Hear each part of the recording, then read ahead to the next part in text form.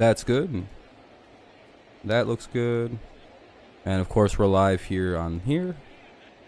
The 0-1 and swung 0-2. Good pitch. Here's that home run we got one on, one out here in the top of the second, or top of the first, rather. Top of the first, sorry. 57 feet the opposite way. Yeah, it was more like a line drive than it was your typical home run with a lot of trajectory. He hit it hard, carried over the right field wall. All right, we got the 0-2 from Manning coming with one away. Now the 0-2. A chopper to could be second. two. Castro will flip to short. Wow. Probably should have. Whatever, they got the lead runner, so that's the more important one. I don't know why he didn't, Shep. Willie should have just took that all by his lonesome there.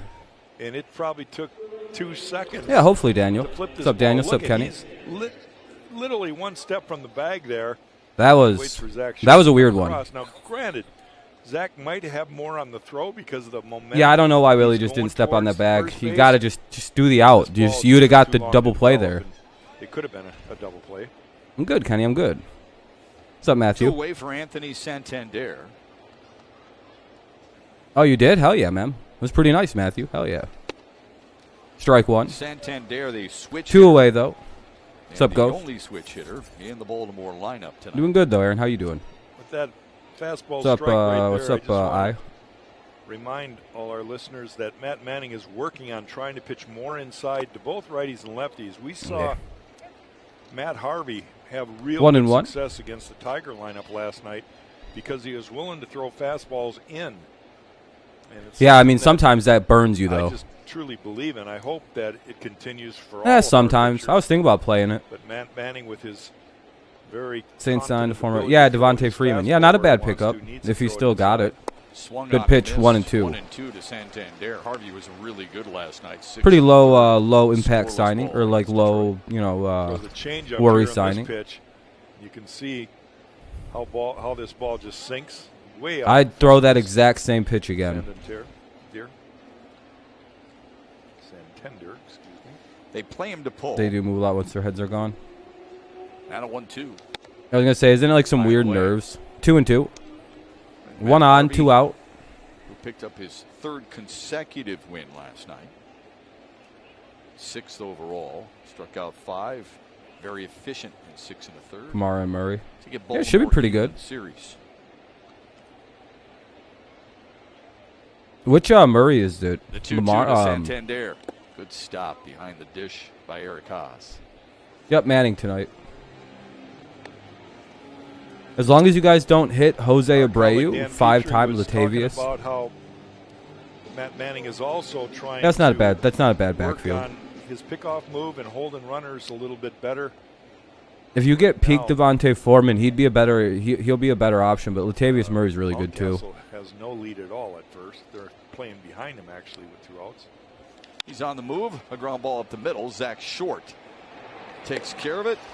There you go. The Orioles in the first. Here comes I was going to say, they're going to fuck this up and not take the ball to first and try and chase Mountcastle down. What it is after this.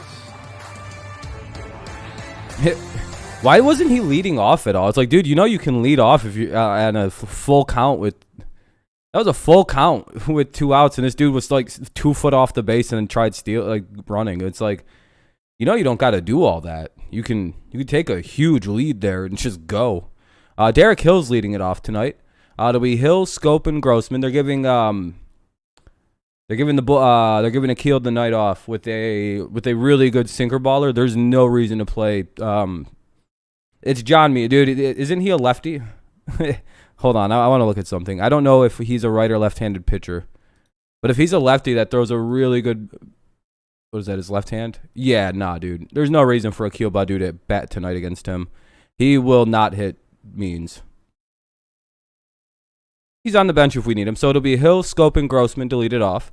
But the whole lineup is Hill, Scope, Grossman, Cabrera, Haas, Candelario, Willie Castro, Zach Short, and Victor Reyes. So, But, of course, Reyes is playing because Akil's getting the night off.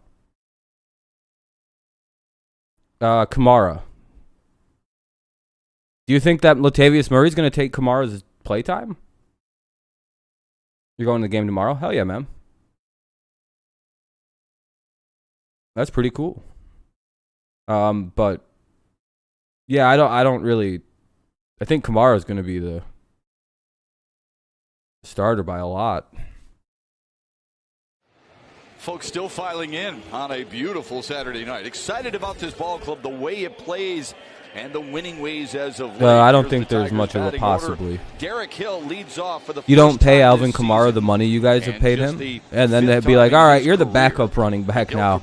We prefer Devontae Freeman and Latavius Murray, and then that's not playing the last couple of nights. Yeah, unless he gets hurt, he's going to get the 90% of the carries on that team.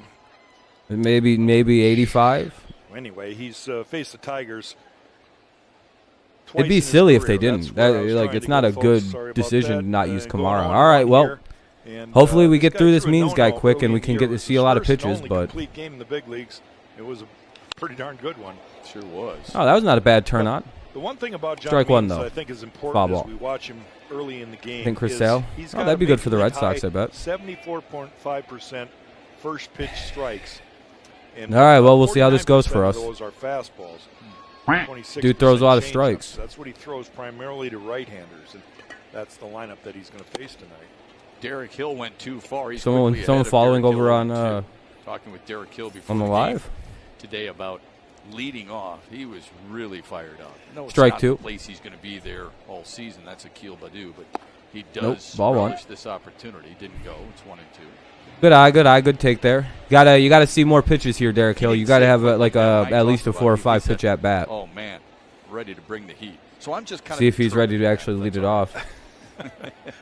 What does he mean? Once in a while, wave and a miss. Down he goes. One away.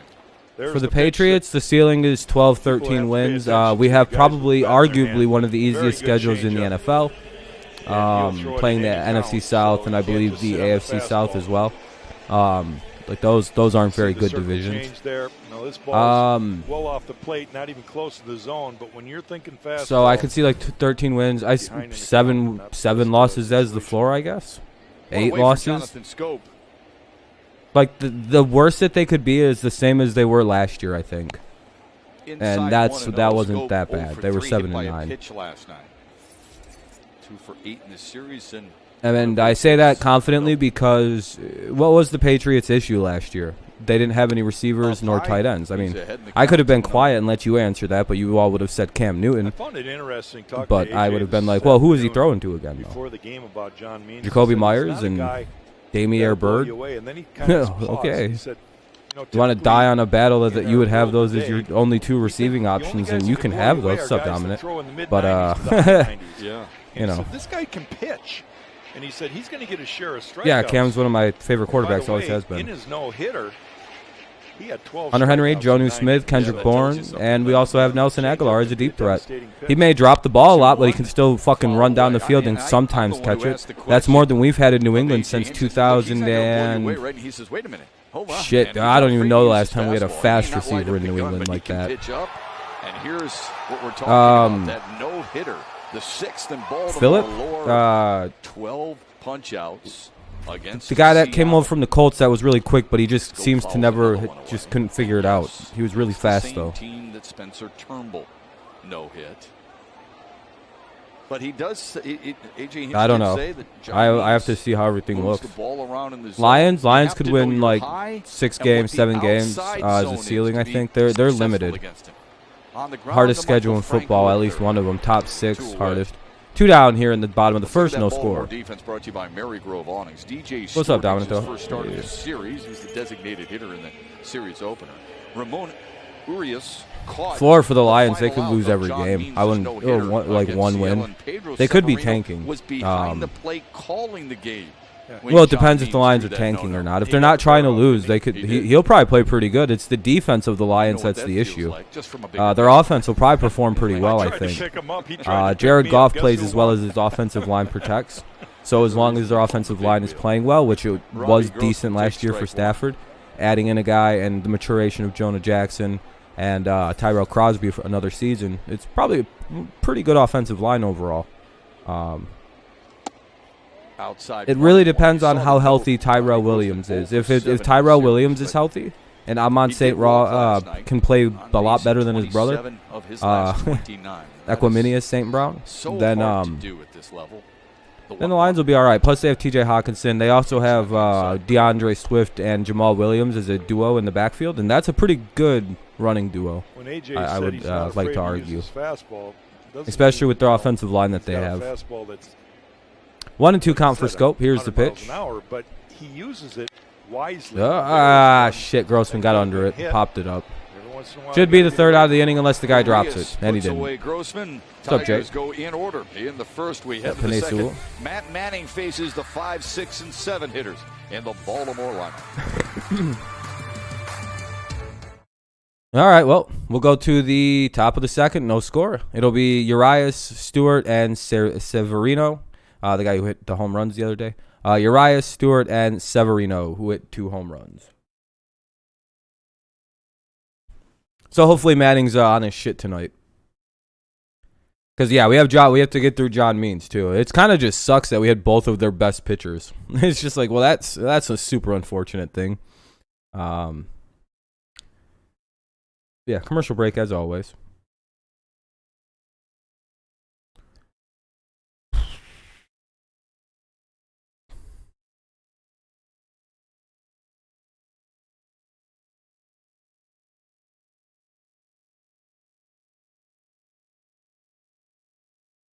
So, what's new with everybody?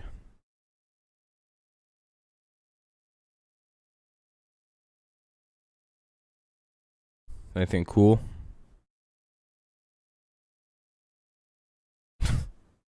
Anyone beat anybody up lately? Put the smackdown on a couple nerds?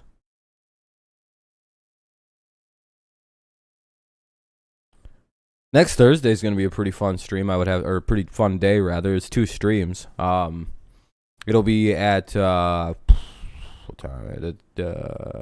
1 o'clock. The Tigers play Boston, and then it's just like it's a very convenient day because right after the Tigers play in a couple hours, it would be the start for the Hall of Fame game between the Cowboys and Steelers. So we'll be doing that game as well. So Thursday there'll be 2 streams. One MLB, one NFL, which will be nice. Earlier today they had a Q&A session with some of the former Negro League players, and Minnie Forbes, a former owner of the Detroit Stars. They were all on. I might even make the VOD for it just so I can flex on people. Like, I'm already thinking way ahead of you motherfuckers.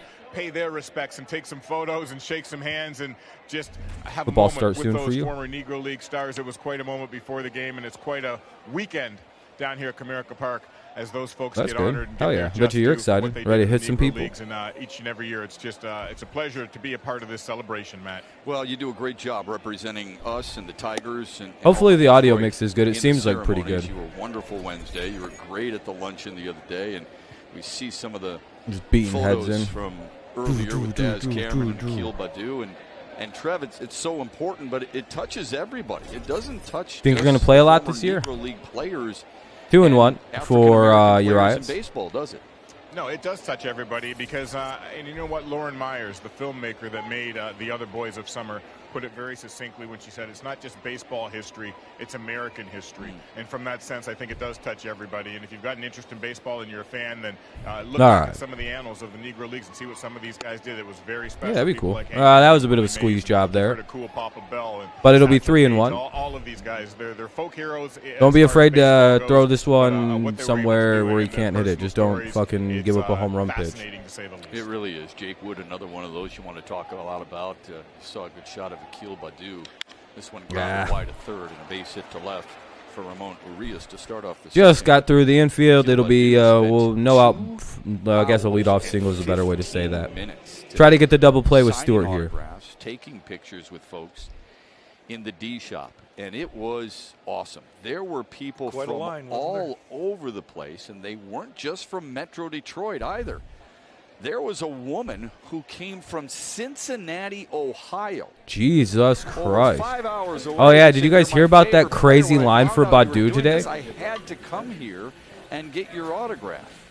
You go to the game? And, of course, she said, are you going to the game? Oh, absolutely, I'm going to the game.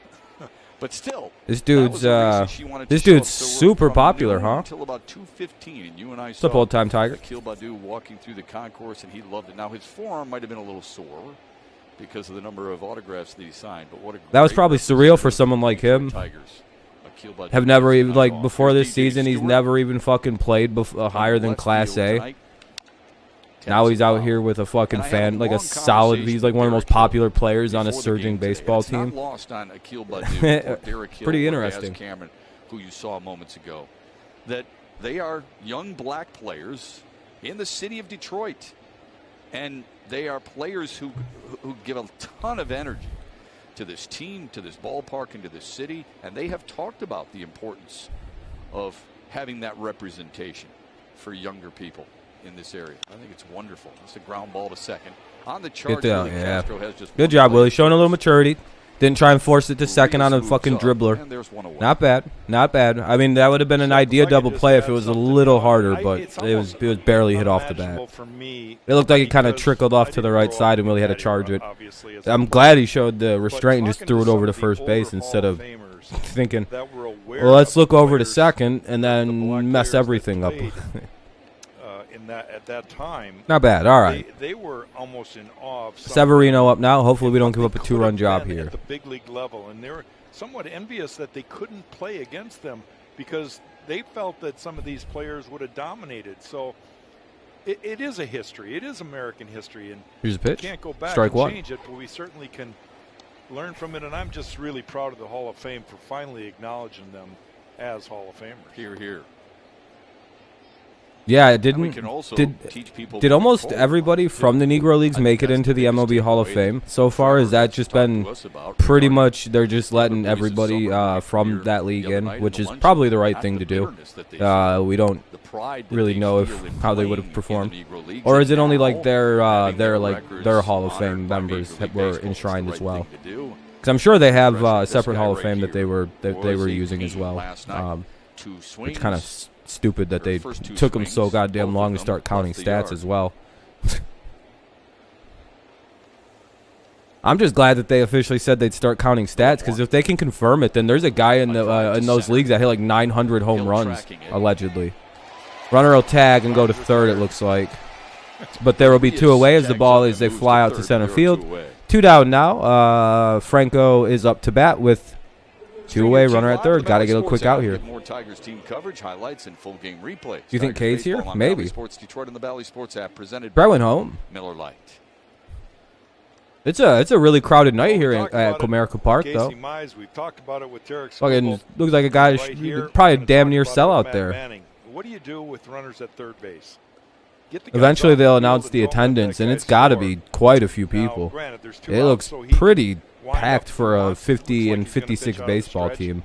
But this is really where you got to bear down. You can't. Obviously, you'll see some gaps even behind home plate, but like barely.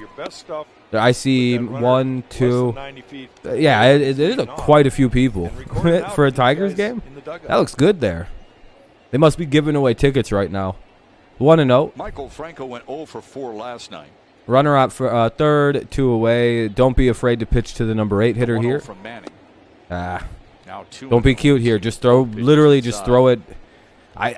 There's a reason he's pitching like this, by the way. They want him to work the corners, like outside, inside. They want him to work inside tonight, so it's probably why his pitch count is up, and seems like he's just living on the inside tonight. Yeah, he was told to.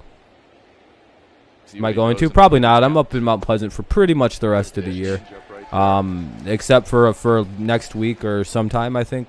It's my grandpa's 80th birthday, so I'm going to go to that. So I'm going to be gone for like 3 days, but then I'll be back. Pretty much good with college and everything, and fastball in here. Just got to get a quick out here. Like I said, they're living inside tonight. As you can tell by the pitch chart that'll be up there, right here. That should be the third out of the inning, and we'll strand the runner. There we go. Miguel Cabrera honing in on 500 homers. He is 3 away. Cabrera, Haas, and Candelario. Cabrera, Haas, and Candelario. Bottom of the second due up. Miggy looks determined.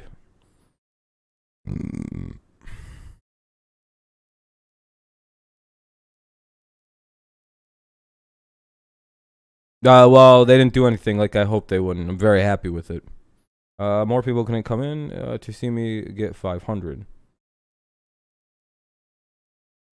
But yeah, they want to see Miggy get 500. That's the thing. A lot of people are probably, dude, if he hits 3 home runs tonight, I'm going to fucking be so angry. Because I know people who have tickets through like August 4th hoping that they get to go to 500. I'm like, oh yeah, I keep forgetting that like we're on a serious homestand here where he could pass it up. So everyone's like, well, I kind of want to go to at least one of these games here. Even if I only see 498 or 499, at least I seen them. Knowing our luck, it'll be like a game I just don't stream. It'll just be a game I'm not watching. And I'll have done all this streaming, and I'll just miss the 500th home run. Just floomp. And I'll be looking at my phone or like watching on TV and be like, oh, damn. Kind of hoping he gets it done this next week here. Before I have to go do that for a couple days. But Cabrera, Haas, and Candelario here in the bottom of the second. No score. He'll probably just start pounding out singles after that. Yeah, I think he's focusing on 500 home runs right now. And then he's just going to boom, boom, boom, boom, boom, boom, boom, boom. Yeah, he's going to start singling the shit out of it. Like, remember that year he won the Triple Crown and he hit like 1,000 singles, it felt like? I think he's going to try some shit like that to end the season. Seats, but especially last night. Like, literally, I don't think he's going to be trying for any type of power after he hits 500. I don't know if he'll ever hit another home run after that point, if he actually can get to 3,000. Moment that would have been, huh? He's at 497 homers. He bats for the first time tonight by leading off. All right, here comes Miggy against John Means. This guy throws a lot of first pitch strikes, so watch Cabrera to be swinging here. First pitch strike from Means. So they got to not just take the first pitch. They'll figure it out the second time through. Eddie Murray, the great Oriole. The next one for Miguel Cabrera to catch. Potentially, yeah, man. Inside, that'll be up high, ball one. 1-1 to Miguel Cabrera. Well, that looked more up high than inside, but.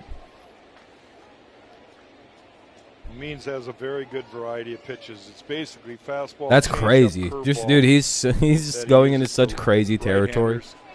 He'll be the only player with a triple crown to his title with 500 home runs and 3,000 RBI, or 500 home runs and 3,000 RBIs. I don't think anyone who's ever obtained a triple crown title in like the history of the game has also achieved those numbers. Or achieve those accolades. Hey, a single from Miggy. We'll take a single too. All fucking day. 42 in his career now. It's just remarkable. That guy, the guy gets to be doing that. He's just like, hell yeah, baby. Excuse me, couple of weeks.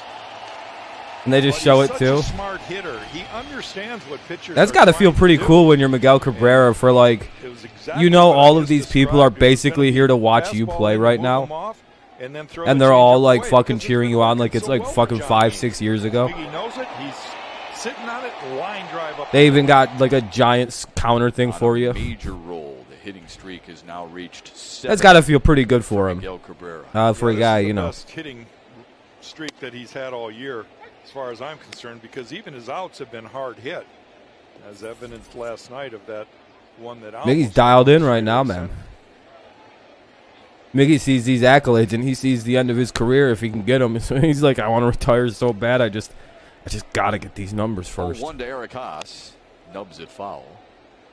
Also, a big reason why Miggy doesn't have a billion more home runs than he does is because he is an average guy. He's a contact hitter as well as a big power guy. Like I said, I think there's only 6 or 7 people with 500 home runs and 3,000 hits. It's such a rare thing to see that kind of like balance of a hitter. Haas strikes out for the first out in the second. Second strikeout of the night. That was systematically striking somebody out. Inside, go low and outside, then come back slightly high and inside. Boom, boom, boom. that was filthy by John Means right there. The radar gun says 94. When you're sitting changeup or when you're thinking off speed, that ball jumps up on you really quick. Oh, boy. We got to get through this guy quick. We need a base hit here by Candelario. And then a full count battle by... We need a full count battle with somebody where someone fouls off like 10 pitches or something. I don't think it's possible with Means, but, like, we need that. Hey, we'll take a hit. Candy apparently gets the message that this guy's throwing shitloads of strikes. He's like, hold on a minute. Is this dude really just lobbing up strikes for everybody on the first strike? Yeah, swing on the first pitch. If you can hit the first pitch you see, sit on a fastball. I swear to God, I've seen almost everybody but like Miguel Cabrera get a really good spot to hit first pitch fastball from him, and they almost all take it. I don't usually mind that because you know that you wait for the pitch you get. But like some of these dudes should be jumping on this first pitch. Like if Willie Castro gets a first pitch fastball here, I really hope he hits it. First hit in the series. Because he's going to get one. Oh, no, threw him a curveball and he popped it up. Down the right field line. Mountcastle makes a nice catch over the shoulder. God, dude. Play Harold Castro. Harold would have hit that one. Well, 2 down now. Zach Shore. Oh, man. Starting this Tuesday through Thursday right here at Comerica Park. Great seats are on sale right now. I don't hate that he swung at the first pitch, but he just popped it up on a curveball. Tigers go from the last place. That's super unfortunate. To a team that has, for most of the season, been in first place. He was obviously seen a fastball and he sat on. He was sitting on something fast and he got tricked by a curveball. Strike one. No, that was a fortunate call for the pitcher. Guess that's what happens when you're John Means. Especially knowing that Toronto don't really gotta do that to Zach Short though. He'll swing. You can give him 3 straight balls, and there's still a 70% chance this dude will strike out with that count. 1-1. Yeah, they got some talent. There's no doubt. Dude would be like a little low. Yeah, that one was inside, not a little low. Kyle Schwarber. I've noticed Shepard calls where pitches misses balls wrong a lot. He says a lot of things miss inside when it's like very high and outside. It's like he'd be like, oh, a little inside. I wonder if he does that as a joke, and I don't know the joke behind it. 1-2 to Zach Short. It's a pretty fortunate call yet again. 1-2. Yeah, I don't agree with those 2 strike calls there. They called it a ball for us in the last inning, but hey, that's cool. John, I understand. Hey, if I'm John Means, I need all the help I can get to beat Detroit. It's pretty, you know. Fouls it back. Short made the final this out. Offense would scare me too. Line drive right at fellow shortstop Ramon Urias. Do you know who is one of the fastest people in the MLB? I'll let you take a couple guesses. You get one. It's the fastest person in the MLB. I seen it unleashed yesterday. I kind of figured that this was the case, that he was probably the fastest guy ever associated with baseball even. Outside 2-2, and then the Tigers. No hints though. In the 9th against the Orioles. I seen this man move for the first time in my life, and I was like, "Oh shit!" Detroit scored their 3 runs. Probably a 2-1, 240. Right on the nose. Yep, ding, ding, ding. Kenny got it right. Right at Tony fucking Wheels La Russa. Now the 2-2. You guys see that old ass man scoot out that fucking out onto that field? Dude, I never seen a fucking full-grown catcher like Perez get bitched up by an 80-year-old drunk man running at him. Dude, if that would have been me and he came charged, I'd have just not moved and he'd have ran right into me and fell the fuck down. And I'd have laughed hysterically. I'd have laughed my balls off. I'd be like, oh, dude, why'd you run into me like that, old dummy? he got scared and got olayed by Tony La Russa. He sucks so much. Yeah, let's play Castro and Short right after each other, and instead of throwing Reyes in between them, who can actually sometimes hit the ball. Let's just our best. God, dude, he's so awful. Time to call up Cody Clemens, right? He's a shortstop, right? He can't be any worse than whatever the fuck Zach Short's doing right now. Unless he is, unless he's hitting way, I don't know, maybe he'll hit it to major league level. His dad is Roger Clemens. I don't know why we haven't given him a shot. He's not even that good at defense. He's not really even, he's just kind of a waste of a roster spot when we have a guy like Cody Clemens who's got good pedigree. Hell, he probably even used steroids for a little while and, built up some good muscle from that. Not right now. I don't think he's ever tested positive. But, there's a good shot somewhere in the weird history that he did some. Regardless of how you feel about Roger Clemens, he was a great baseball player, and his son's probably going to be pretty good if you let him up there. But what's up, Deborah? How's it going? But yeah, Tony La Russa totally owns Perez now. Still kind of a weird move by the Indians to pitch that far inside and call for it high with the bases loaded with Karinchak pitching, who fucking just throws it all, just doesn't throw strikes very well and hasn't been all season. But it's just, everyone's like, it's not Perez's fault that Karinchak accidentally hit him. Yeah, it is.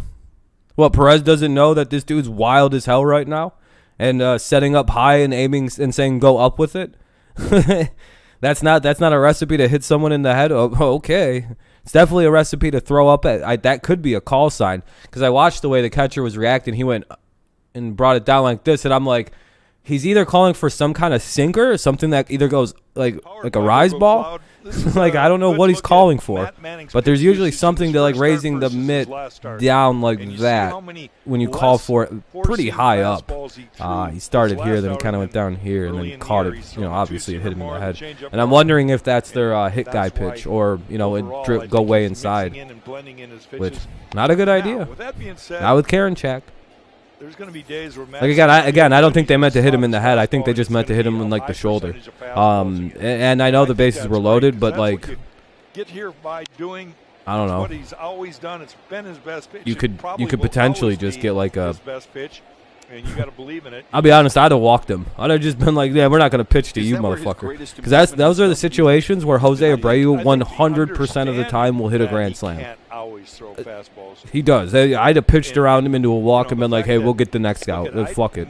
It'll be 6-4. It's a lot better than it being 9-4. I might not have the greatest curveball, but I got to throw it. I remember May. Probably 8 o'clock. They're playing the 7. Throw fastballs, Jack. You've got to throw it. Now they're not even going to be looking at it. Just throw it. Yeah, that was a fake. That was. I don't know who that was. It was some weirdo. Pretend to be honest. Yeah. Where's everyone? I don't know. Probably busy. It's Saturday night. Saturday nights are usually some of the worst nights to stream on. Tigers wasted last year. Really, what I'm trying to say is there still is. Yeah, I understand that. I agree, Deborah. I agree. Time to bring up Cody. Let that kid try. I mean, what's the big deal? First couple of years. What, he only going to hit 230 and be better than both Willie Castro and Zach Short at the plate? Wow, that'd be awesome if he could come up and hit 230. What's up, Amir? Like that, like that's how bad Zach Short's been. Hell, if Cody Clemens can come up and hit 215, he'd be a better addition to the team than fucking Zach Short at this point. And that's where they have to learn how to win. Casey Mize got the win. Yeah, it's a fake Giannis account. Yeah. Tarek Skubal. What's how? You guys on at 8? A close one last night. Or 7:15. Seems like all the games are like an hour early today. I don't know what it is. Normally all the 7 o'clock games are starting at 6. They all start at 6 o'clock today. Like us, Tampa, New York, and all the 8 o'clock games starting at 7 tonight. But I don't know if they've played a ton of afternoon baseball tonight. Oh, they did. No, they didn't. Okay, that's weird. Everything's an hour early. Next group of guys that were just drafted this year. They're like, all right, play an hour earlier than you're used to on this weekend. That'll be a base hit. He's so fucking annoying. On the brakes. Good job by Robbie Grossman in left. He hustled over there, threw to the right base, threw it on I'm so tired of Mullins, dude. Mullins to an opposite field single. He's so hard to get out for some fucking reason. This is a great example of why fans wonder why you shift, right? Look at how much. Yeah, you guys got Green, right? And he just hits a ground ball that normally would have been played by the third baseman. Well, sometimes, not necessarily with Mullins, but sometimes. Jalen Suggs. Yeah, that's not a bad pick, especially when a guy's going to be pissed about falling. That's the chip you're looking for on a guy. Oh, fuck. Never mind. Popped it up. Mancini pops it up, 2 away. Ground ball to the other side. Runner at first, 2 away, top of the third, no score here in this one. For Trey Mancini, 2 away. You see who the Pistons get? Not bad. Not bad at all. Mountcastle was Baltimore's first-round pick, 35th overall. Future MVP. 15. Cade 4 Cunningham. years later, he was the International League MVP in the minors. Someone already had him a pair of bluffs made up. I don't even know where the fuck he got those. And those were authentic as hell, too. I was like, damn, he got those. Somebody pre-made this dude a pair of bluffs. Must have been when he visited Detroit. And went to that Tigers game beforehand. He probably had to pick those up. There is a link between Mountcastle. They're authentic. Like, they were like the real ones, you know. He and Riley Green attended the same high school. Paul Haggerty. Like, damn, dude, that's a level of respect already from the city. There goes Mullins on the run. He's got himself a stolen base. No chance at all for Eric Haas there. That was strictly I was going to say, on Matt Manning. That's a timing throw. I was going to say, yeah, Matt wasn't checking. Matt doesn't, I don't think, one of the weird things about Matt Manning I've noticed so far is he almost pays no attention to the dude having base. Almost like, dude, just steal the motherfucker if you're going to steal it. I don't care. Doesn't matter how accurate your throw is. It's just like, it is what it is, dude. 18 stolen bases for Mullins. No one else on this Baltimore team has more than 4. So, yeah, he's not one of the reasons they're bad. He's like their best player, and it's really not close. And he'll steal third if you're not careful. I guess I don't know. I feel like they have decent like pieces. 1-1 to Mountcastle. Like the first 4 or 5 guys in their lineup are all really like talented or good players. But it's just like after that, it's just a fucking nightmare in this lineup.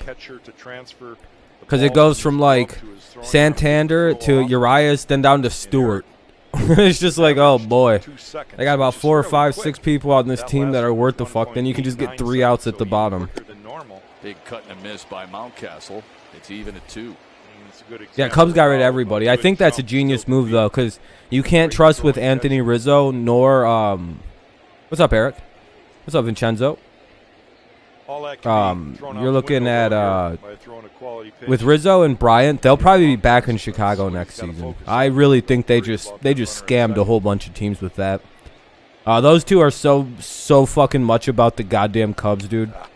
They were like, both of them were crying and shit. Rizzo maybe won't go back, but Brian will go back. He'll be back in Chicago in the offseason. Home runs for Mountcastle. That is such a trade for prospects, and then he comes back and just looks like a megastar to his fans.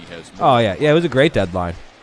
Yankees went and buffed up so the whole American League East fucking flinched and did a bunch of shit they probably shouldn't have just to compete with the Yankees, and I'm like, I don't know if that's a good idea. That could bloop. Shallow center. He'll dive. Oh, no. Mullins scores. The Orioles are on the board. Hey, whatever, man. It was blooping anyway. At least he almost got, dude, he almost fucking took a bloop single away. That would have been a crazy play by Hill if he would have somehow caught that motherfucker like that. That just went to that no man's land and it's 1-0. Goddamn bloop singles, dude. Quite honestly, none of those 3 guys got a great jump on that ball.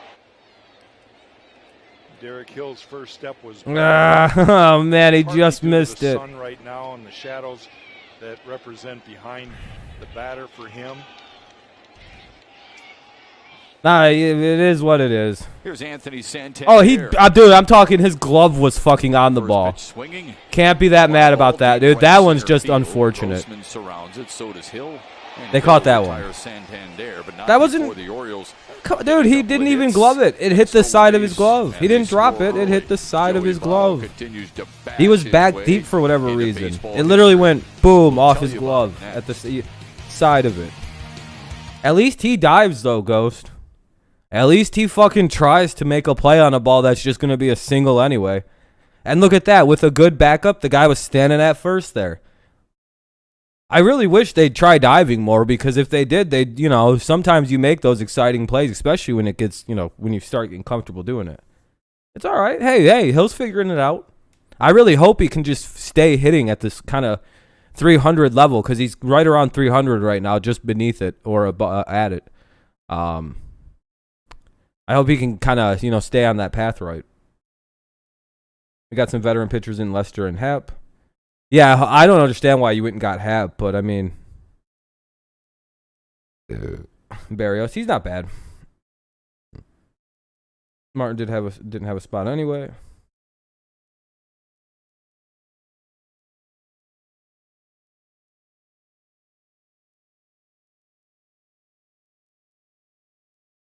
Yeah, I understand what that.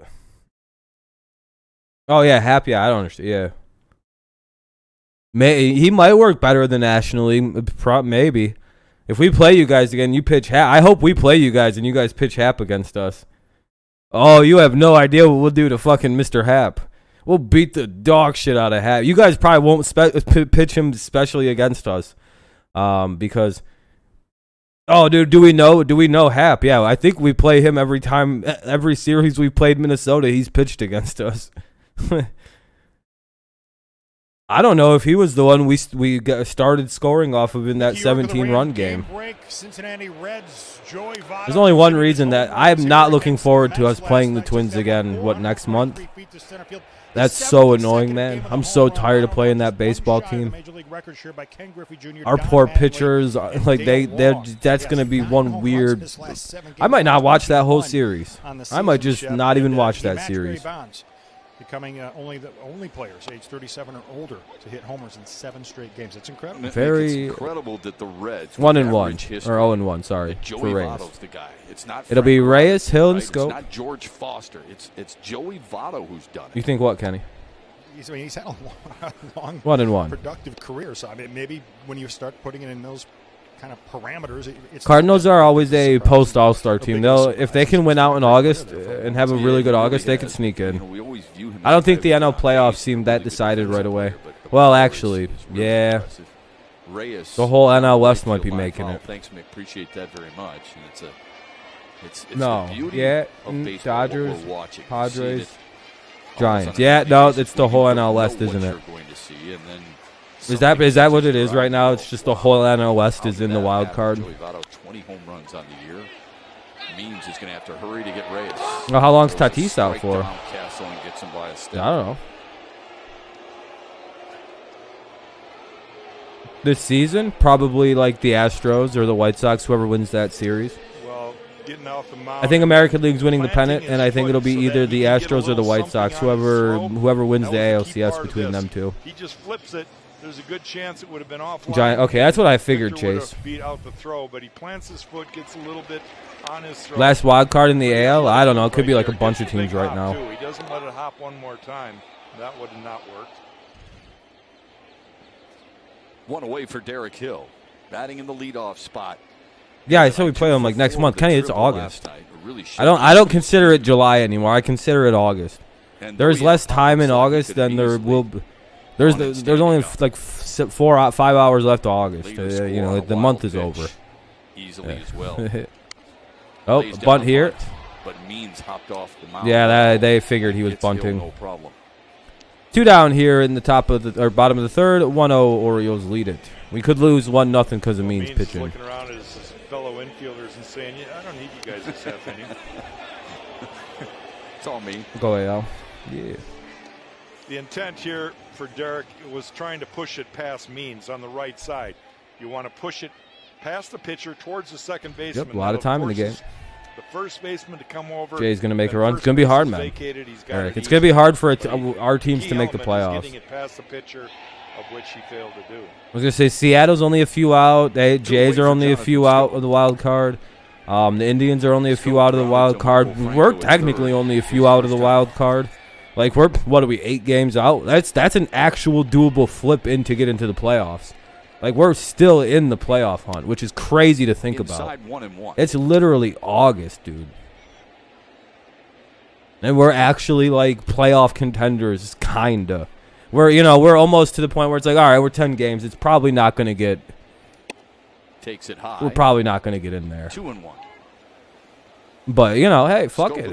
But the teams we're ahead of, like that are sitting there, was like, hey, we can get those are attainable records for us. 2-1 now for Scope with 2 away. And 5th in the American League. Inside 2-2. 3-1. Oh, 3-1. I thought they were going to call that a strike. It was just winking a nudge. Scope needs to get high. Yeah, Scope getting a homer here would be cool, but.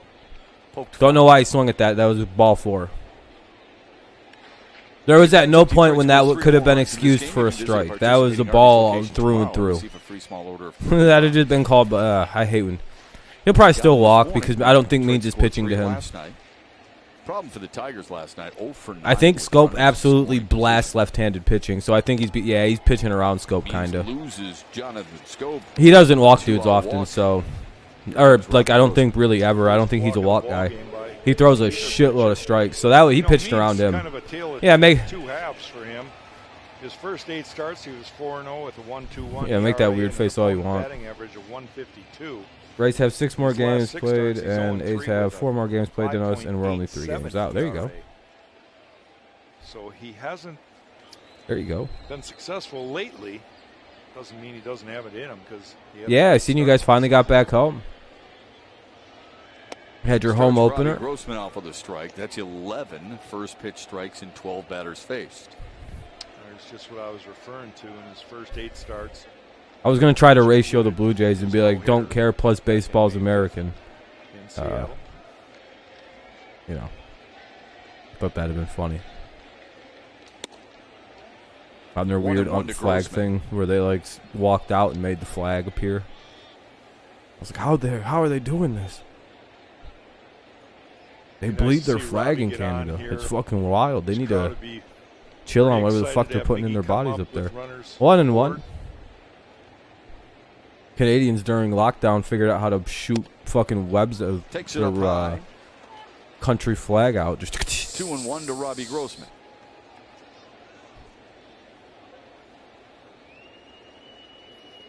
Yeah, you'll probably enjoy him, Eric. He's a pretty good player. From what I remember watching him play. I'm pretty sure he smacked you guys around too when you guys played Houston. I don't think you guys pitched well to anyone in that one. 3-1. Means can feel where he misses almost immediately. 3-1 to Grossman. Oh yeah, when you're a pitcher and you've thrown a lot. They weren't playing in Toronto because Toronto shut down sports. The release point on some of my hanging sliders. I mean, literally the release point, and you knew. And the border was shut down. And you start screaming, "No!" I know, Eric. Well, sometimes. I don't know how you guys learned how to shoot webs of your fucking country flag out. Oh wow, that's a strike. Okay. The home plate umpire. Don't really. Must Right. Let's take a look at this last one right at the top of the zone. Yeah, that's a strike. Must have dotted it. Must have been just enough to call it. Literally called that a. Never called shit like that a ball less than him, but. Okay. Fouled away. Full count, fouls it away again. Full count again. So now we're back to another full count at bat here, which is good. Get the pitch count up a little bit here in the bottom of the third. What's he up to now, pitch-wise? He's up at about 50 right now. I think he's about to throw number 49, so not bad. The second to last to throw on. Now hit a homer. That'd be nice. Interesting question. 10-day IL. Uh-oh. Those 6 will be that's not good. most likely to throw another. Fouls it away. Great question. I think most people would be surprised that most of those candidates did already. You cleared through my random servers. The first one that comes to mind for me. How about you? Well, I'd like to think Corey Kluber has it in him, but you know his career has become kind of injury prone. We have no idea what Spencer Turnbull, had he been healthy, I would say Turnbull might be the obvious one. Rodon wouldn't be a bad guess. On a line drive caught by Pat Valleca, and the Tigers. Yeah, our middle infielders could never do that, by the way. As we head to the fourth on Valley Sports. Just they would never be able to do that. That was a good at bat because we got him up over 50 pitches now through 3 innings. So he's only got like I don't know, maybe we'll get him out of there around the 6th inning. So that's good. That's what we're trying to do. We just got to get his dumb ass out of here. And there's no reason to keep him in. He's giving up hits and shit. So once he hits about 83 pitches, we'll just start taking balls and get him out. So they'll keep him in till probably, what do they let him throw, about 90 a game? They probably don't even let him throw that many because the season's busted. Though he's probably on 75, 80 type pitch count. There's no reason to waste his arm this season. Make sure he gets his 6 or 7 innings, or 6 innings. But all right. No, I thought there's been one no-hitter since the Spider Tack crackdown. But it'll be Urias, Stewart, and Severino. Severino. Urias, Stewart, Severino, bottom of the or top of the 4th already. Wow. This game's flying by.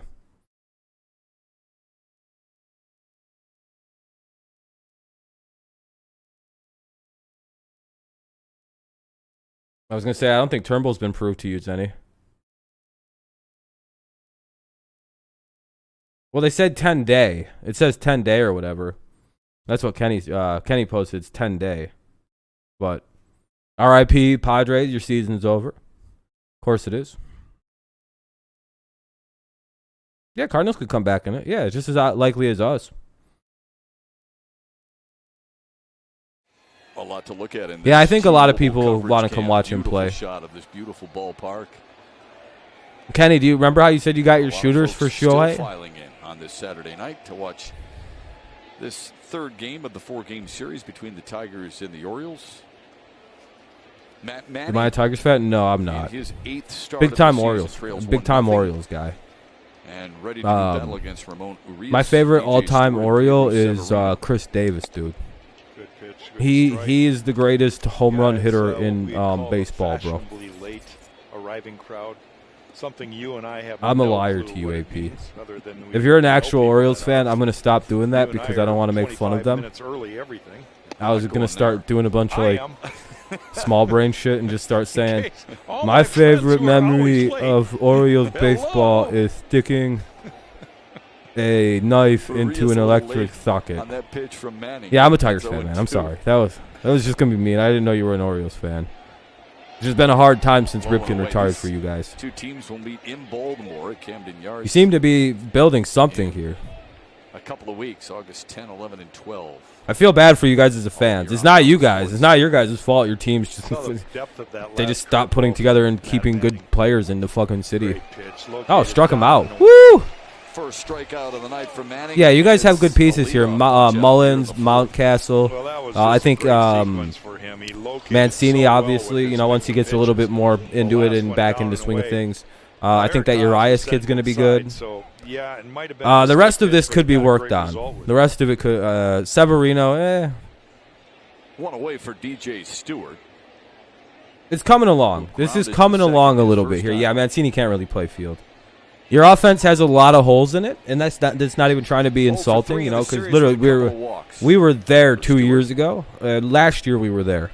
We just got past this in Slider April, in so there for strike one. it's not like we're far removed. So like you guys are on the way. You guys are on the right Pitch path. Dan Mullins Petrie is gets obviously excited your about that centerpiece. Kinda easy Um, first pitch slider.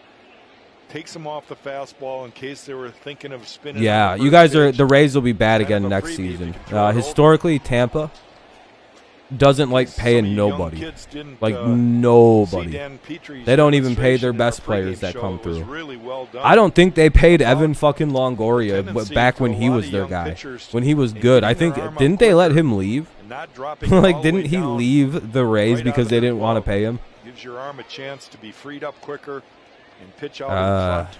Frees up your I don't know any shoulders a Rays little bit. I fans, think it's so the I don't. future I actually of the know way this zero game of is them. gonna be, They got taught a whole for pitchers. bunch of them down in Might as Tampa well Bay, start good Florida. habits now. 1-2 fouled away. You notice how the Rays have been really good and nobody bandwagoned them? Like nobody was like, yeah, I like the Rays. It's like nobody ever just admits to be like being a Rays fan, even though they're a good team, and nobody would make be like, oh wow, okay, that's interesting. I've never met a Rays fan. I don't know if I've ever met a real Rays fan. Another good breaking ball. Yeah, dude, they're a good team. Like I don't understand why no one likes them. Just no one likes the Tampa Bay Rays. 2 away. 2 away in the Orioles' fourth, and now Yeah, they just won't pay nobody too. I mean, they don't deserve fans. They're a cheap team. At the destination that elevates every Yeah, Rays just experience. lost Glass. He's been out for a while though. MGM Grand Detroit. Yep, and then he stunk Longoria. 2 outs for Pedro Severino. No way, didn't he? Wasn't he on those all those World Series teams? Helped secure their like fucking dynasty in the early 2010s. Baltimore hits in 7 of his last 9. Well, no one should go to Right the out to Trop center his until they first put him in a time new up and takes stadium. strike They should one. never let fans in there. That's the equalizer. That place pitch is a right there. fucking liability for Major League Baseball. He was sitting on Good luck to your Indians, fastballs man. last night, and he crushed a couple of them. Playing lights out, though, so I'm happy. Yeah, Harvey's been pitching good. That's one thing I was trying to tell everybody. I wasn't surprised you guys beat us last night. Whole different story. Like, I was not at all. I told everybody, I was like, guys, don't be surprised if we lose tonight. And everybody was, you know. I was like, Matt Harvey's been on top of his shit, and we're not a good team. Like, or very good, consistent offense. If this is anything like a vintage Matt Harvey start, he's going to go about 7 innings. We're going to do nothing, and then he's going to have to leave the game because he's going to be pitch counted out. Means has pitched great today. He's 2-hit us. He looks good today. He's thrown 50 pitches though, and his control's starting to get a little shaky here. In the first 2 innings he cruised through, and then all of a sudden here in the second, I want to say, or in the bottom of the third there, his control just started fucking going. I was like, uh-oh. On the ground, foul. But he's at 50 pitches through 3. That's his control. Yeah, that's a lot of pitches. We're gonna get your bullpen by the 6th inning, and that's. We're going to get right to the air bullpen by the 6th inning. We're going to be in that motherfucker. And then you guys got the traitor Spencer Watkins. I would not be cool with that motherfucker pitching. Why are you guys playing Baltimore? We always play Baltimore. You guys played Baltimore. Yeah, he saved a Facebook reporter live too. Remember that? Bare hands, live snack on my TV. He hit just 5 home runs. Who are you talking about? On one of them, he had the slowest. Oh, Longoria? Yeah, yep. In the majors, it took him. Longoria eventually he retired to get around the base paths after admiring his home run. Yeah, no, I don't think so. Especially if we get some walks next inning, which they're gonna start doing. Good strikeout. Yeah, he did. Yeah, I told you he went. Yeah. Good inning by Matt Manning. Good response inning there after giving up a run. Tonight, Miguel Cabrera, 6 for 7 in the series so far. Like 8th inning, Dylan Tate. Yeah, you guys put in somebody in the 9th inning against us, and they fucked us all up. I feel like Tate was the one we got to last night. So we got to somebody last night. We scored 3 runs off him real fucking quick. It was almost like, oh God, we blew it. You guys are blowing it, and then you guys got real lucky. Miggy flew out 422 feet. I think that's the 2nd longest flyout of the modern era. Do you realize how lucky you guys got that you guys didn't lose last night 5-4? I was gonna say, I think Longoria is actually still playing. Like, I thought he came back, and then it's like, no, he's just never left. He just never was that guy again. Yeah, it was Tate that we got to. Tate got the save. Oh, okay, that's their end guy is Tate. Okay. Dude, I thought Miggy literally hit it out. I was like, Miggy just hit a go-ahead grand slam in the bottom of the 8th inning. Oh boy, I actually was like, I was about to be like, boy, I feel bad for Orioles, and then I went, we just flew out 422 goddamn feet right there. That's a 422-foot fly out. It was Hunter. Oh, okay. The 2nd longest fly out in the fucking modern era, by the way. Of course it was. Of course it didn't just even get down off the base of the wall. Why would it have? Why were they playing fucking 415 foot deep? I have no idea either. Yeah, and your outfielders were standing at the warning track in deep center field like it's 2015 against Miguel Cabrera. And I'm like, dude, I don't know. That seems like bullshit. Somehow they know he was trying. But it'll be Cabrera, Haas, and Candelario. Speak of the devil. Secure your seats for the 2022 season. Join the Tigers 1901 Society and receive access. All right, well, here we go. It's an exciting at-bat. Oh, the Mirror's live for the Cardinals and Twins, if anyone's trying to watch the Cardinals. 2022. Dude, well, Miggy's been crushing balls against them all series, so. Even his outs have been just fucking moonshots and deep flyouts and stuff. Yeah, the bases loaded thing. I was like, this seems so weird to be playing back that far. Because usually on bases loaded, those always get down as bases clearing triples in these kind of parts. But they were playing nah. If Miggy hits a home run, he can hit the home run. If he hits a single, we don't even care because you're not scoring 4. It seemed like they were playing no gap shot, like they were playing like nothing, no cheap home runs or cheap balls off the wall. They won't score all these runs, and we'll still have a lead. When he comes to the plate, it'd be so cool to see. Popped it up. Foul Ah, territory shit. in front of the Orioles dugout. Mountcastle. One away. Cabrera. One away in the fourth.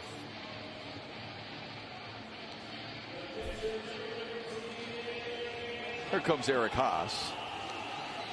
We had a good conversation. It would have been good, but at the same point, I mean, they still scored one, so a single score and two wouldn't have been the end of the world. It would have probably been better. Played other sports growing up, right? It wasn't all baseball. It was like, oh yeah, I played football, played hockey. I mean, Potentially, Gavin, maybe. man, I grew up in Westland. You got to play some hockey. Haas is up with one out, bottom of the fourth, 1-0 Orioles Safety lead. or a linebacker? He said, It's got to get through this asshole. Slams one to Oh, left shit, that's field. gone. Back it goes. Stewart looks up. Please get out. Yeah, all right, it's tied again, baby. All right. Just what we needed. Oh, good God, I did not want to lose to the Orioles again, at least. No offense, man, but, dude. Well, I'm sorry. Special too I forgot there's an Orioles fan. Eric Haas, of course. I think he just passed your guy up in rookie home runs again. Yes, he did. Your guy had just tied Eric Haas with 17 home runs by a rookie. Eric Haas just went up with 18. No reason to feel, but he's our best power hitter. he's okay. It's nothing personal. It's literally nothing again. You sound like me 2 years ago, and people be like, "Oh, the Tigers suck." Yeah, I know where we're at. Craig Monroe has talked about hitters with What's up, Steven? in their swing, never get to that. All they can do is And it's nothing personal. It's just like, you know, kept his hands above we got to the start. ball Like and we're still throw arguably in the wild card chase, so we got to win now. Now has taken over the team. You guys got one. Hey, the way I used to look at it, if we didn't get swept by a team, I was very happy with the series. I was like, hey, we just really upset their fans. And trust me, this Orioles team really upset these Detroit fans last night. Oh, I don't get upset over losing baseball games. I'm like, that sucked. That we should have won. But some people do not like losing to teams that they perceive to be themselves or their team to be way better than. And boy, was I seeing that last night. Guessed wrong there. He was figuring that. But guys, it's okay. No strikes. He was going to get a fastball, and means. We're going to start getting teams best. That's way another thing that sucks. When you're a good baseball team, you never get an easy game. Another one. 2-2. Yeah. It's just great pitching right there. Those last two pitches. Yeah, and we lost like 4-3. Like, I really don't understand that whole thing. You can't that's the best part about Tigers fans. That's what I mean. Everyone says Tigers fans. We're not getting mad. No, you Tigers fans get really upset. He was there. Stage 2-2. Yeah, he almost made a mistake. They lost 4-3, and they acted like they lost 10-3, and it was like a late game meltdown. Like they were leading 3-0 into the top of the ninth, and they just blew it in the top of the ninth, 10 runs, and then they struck out with the bases loaded in the bottom of the ninth on 3 consecutive batters on 9 pitches. It's like, yeah, that's what happened. That's how that game ended. Valleca, good arm, 2 away. Yeah, I have no idea how anybody. But I think once it settled down and they realized it wasn't the end of the world, they went, "Oh yeah, that was actually a pretty good game. Our offense just got kind of bitched up by a really good pitcher, I guess." Yeah, that's all. That's all that was last night. You got pitched to really good. We're a young ass baseball team, and Matt Harvey's a really good pitcher when he's on. I mean, it's gonna be like when Casey, it's like when Casey Mize just has we don't have anybody like that. I keep forgetting we don't have any. We really got 50 wins with like a nobody pitching rotation. It's really incredible. That's my favorite thing about this team. We've got 50 wins with Mize, Manning, Skubal, Willie Peralta, Jose Uranium, predominantly, and starts from like Daniel Norris, Matt Boyd for a few games. One game by Julio Teheran that was pretty good. It's just like, hey, Christy, how's it going? Swung on and missed. Yeah, there's a lot of fans at the game too. Hopefully we can get a lead here and go with the win tonight. 1-2 count. Against the Red Sox? Oh, I have no idea. That could be miserable. Yeah, no, I don't know about any of them. Hopefully we can get some revenge, but, you know, that's... he strikes out, but Willie's going to get down there. Willie Castro is aboard. He's still hurt. He's, like, trying to get it together. He probably hurt his UCL. He's probably going to have to get Tommy John, is my guess. Yeah, Harvey had a rough start to the season. Wasn't he injured last year? Like he's finally was coming back from, like, a weird injury, like, streak? No, we haven't made 50 wins in what feels like a minute. Did we even win 50 games in 2018? How many? And a strikeout. I feel like that was just as bad a season. Keeps the inning alive for Zach Short. Or did we win like 53 games in 2018? Short, a strikeout victim in the Means is up too. Hold on. 64. Ooh, 64. Hell yeah, dude. Here in the fourth. We got 60 something. Okay. How did we have the #1 pick in 2018? Low and away, 2-0. Oh yeah, 64 wins is not a lot of wins. See what John Means has done against the 7. In 2019, we had the #1 pick though. How the hell did we get the or was it #2? Or were we the second worst team in baseball that year? I'm really But 64 doesn't even seem like that. There's going to be teams that don't get anywhere near 50, 55, 56 wins this year. There's just a great pitch. Will the Diamondbacks win 20 games over the next 2 months? Perfect changeup. It's actually not that. It's like, Keep you guessing, won't it? Well, you just got to start understanding. yeah, they might not. They fucking might only win like He fucking throws 53 or changeups in 54 fastball games. counts. That's crazy to Kinda think reverse, about. but that's what What's up, good Daniel? Thanks a pitchers lot, are man. I able to appreciate do. that. Very, very kind. And thank you to Warthog from earlier as well, man. Thank you guys for the donations. I appreciate that. Very, very kind. Outer half. But not much, Daniel. How's it going, man? The Browns running back Nick Chubb has agreed to a 3-year, $36.6 million. Wow. No, look at the guaranteed. Look at the guaranteed.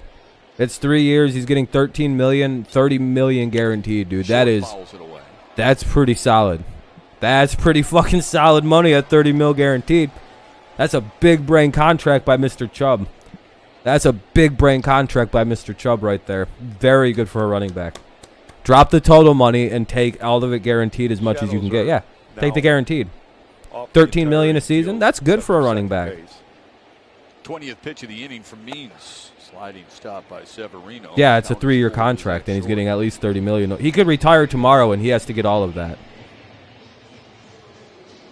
There's the shadows. You see the left fielder really. No, center do you fielder not has understand guaranteed money?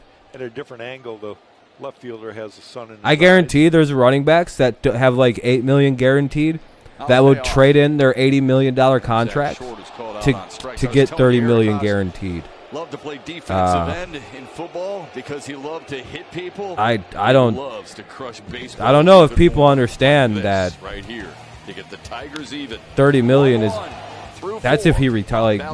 That's it. On a beautiful. All right, whatever. You guys know. You guys understand sports contracts, I'm sure.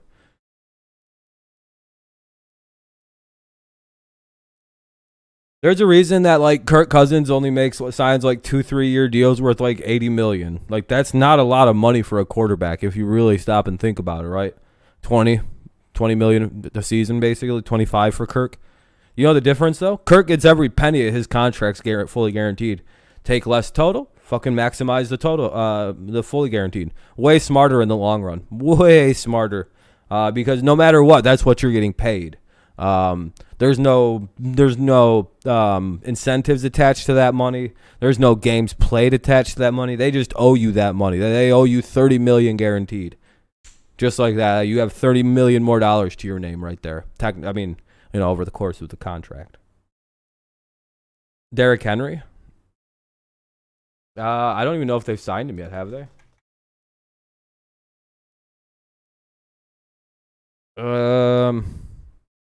4-year, $50 million. Well,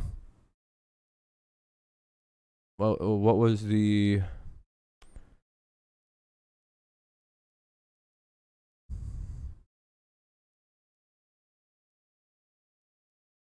Where's the?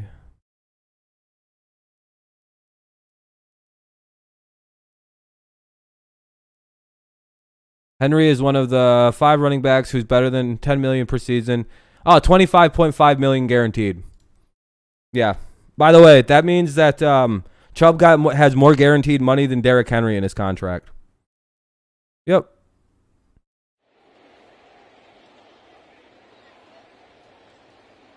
We're into the top of the fifth. Yeah. By the way, Chubb has a Michael technical better Franco, contract than Henry. If Henry was to get hurt, he'd get $25.5 million. If Chubb and him got hurt tomorrow and they could never play again, Chubb would get more money than Henry.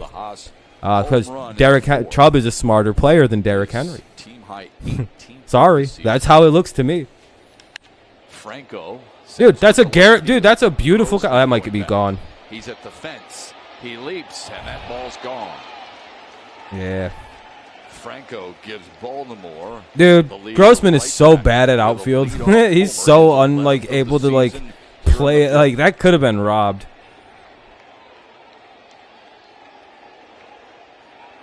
Yeah, you just lower the total money and take more guaranteed. It's like a guaranteed move, dude. Well, this ball just kept carrying, right? You thought Robbie and he looks like he Grossman took a was very gonna be able to friendly get team back to contract, this even though he's high taking fastball. 12, Franco 13 got million a great season. extension. See how he keeps What's his up, hands Adam? above the baseball there? And Going good. It's going Robbie, he good. had How was zoned in, Mississippi? but hit right on top of the MISSISSIPPI. bullpen there. I know how to spell that state. Oh, you have it written there, so it doesn't look as impressive. As 2-1 impressive. Baltimore. Here's Pat Valleca, who flew out to right. Yeah, I'm just saying too. First Yeah, I time agree, up. Chase. Yeah. Franco Fucking does Badu not probably could have mind caught that hitting shit. And he's here pretty at all. fucking bad in the outfield. 0-1 count though. his Orioles 5 career reclaim their homers lead. against It's the 2-1. Tigers have been in this Strike yard. 2 for Valakia.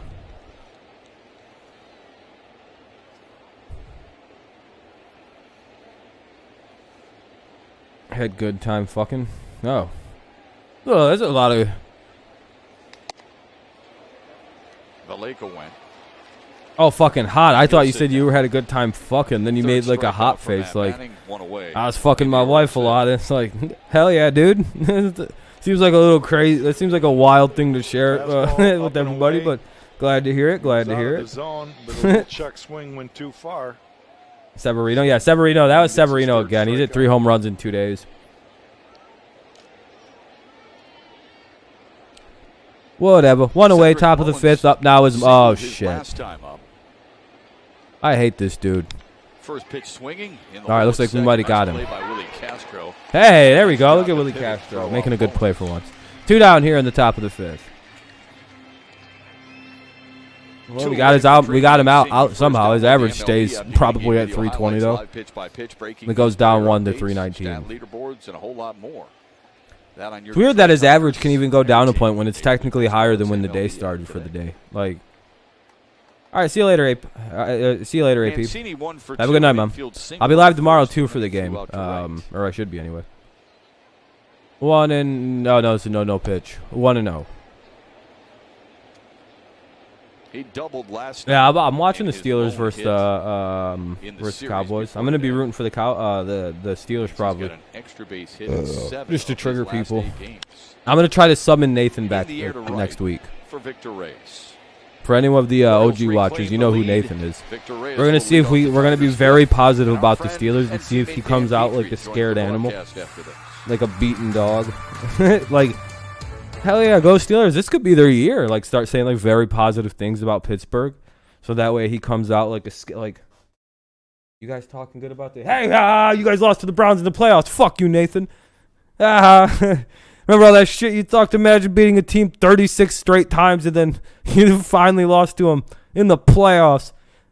And then it would be the end of it. That's all I want to do is just I want to say it to one actual good Steelers fan about how funny it is that they never lose to Cleveland, like ever. Like never in my life. I honestly don't know if I've ever seen the Browns beat the Steelers before that playoff game. Like, I'm trying to think, when could they have like upset Pittsburgh? I don't recall. Can someone tell me who's a Browns fan when the last time you guys beat the Steelers was? What's up, Wade? Oh, what's up, Bob? Yeah, I've been live for like an hour or so, hour and 14 minutes. But we'll head into the bottom of the 5th. It'll be 8-9-1 for the Tigers. 9-1-2 for the Tigers. Reyes, Hill, and Scope. Reyes, Hill, Scope. Bottom of the 5th, 2-1 Orioles.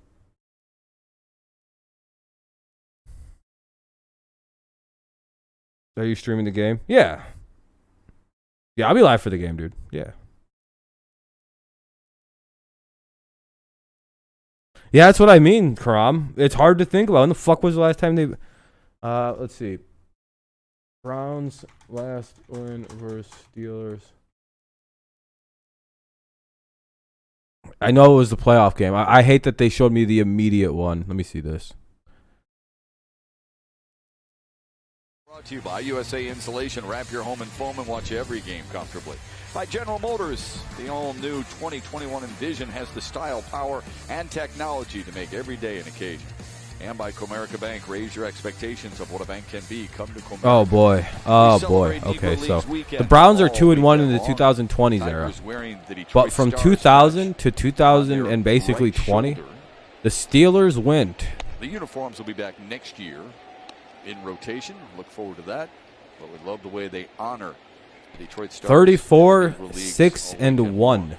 34-6-1 against the Browns over from 2000 to 2020. Holy shit, dude. That's some Patriots level domination of another franchise. That's what we did to Buffalo the last 20 years, by the way. That's almost the exact same damage we put on Buffalo. It's equally as brutal as that kind of shit, dude. It's crazy. That was about it. They don't make mistakes when they come inside. Well, that's what makes them successful. That's why it sucks losing to Buffalo. Means is up, though. He's at 70. What do we got him up to? 75? I'd love to see him get on board here. He's up at. This hasn't updated for whatever reason. Means is fielded his position really well. There you go. 2-2 count. That's part of it. Reyes. Soft liner, or soft fly ball, I should say, to center. And one away. Puts it away. We see this ballpark. Yeah, I think that's one of the ways they tied. Saturday night because of Miguel Cabrera's chase. Cleveland's number over the years.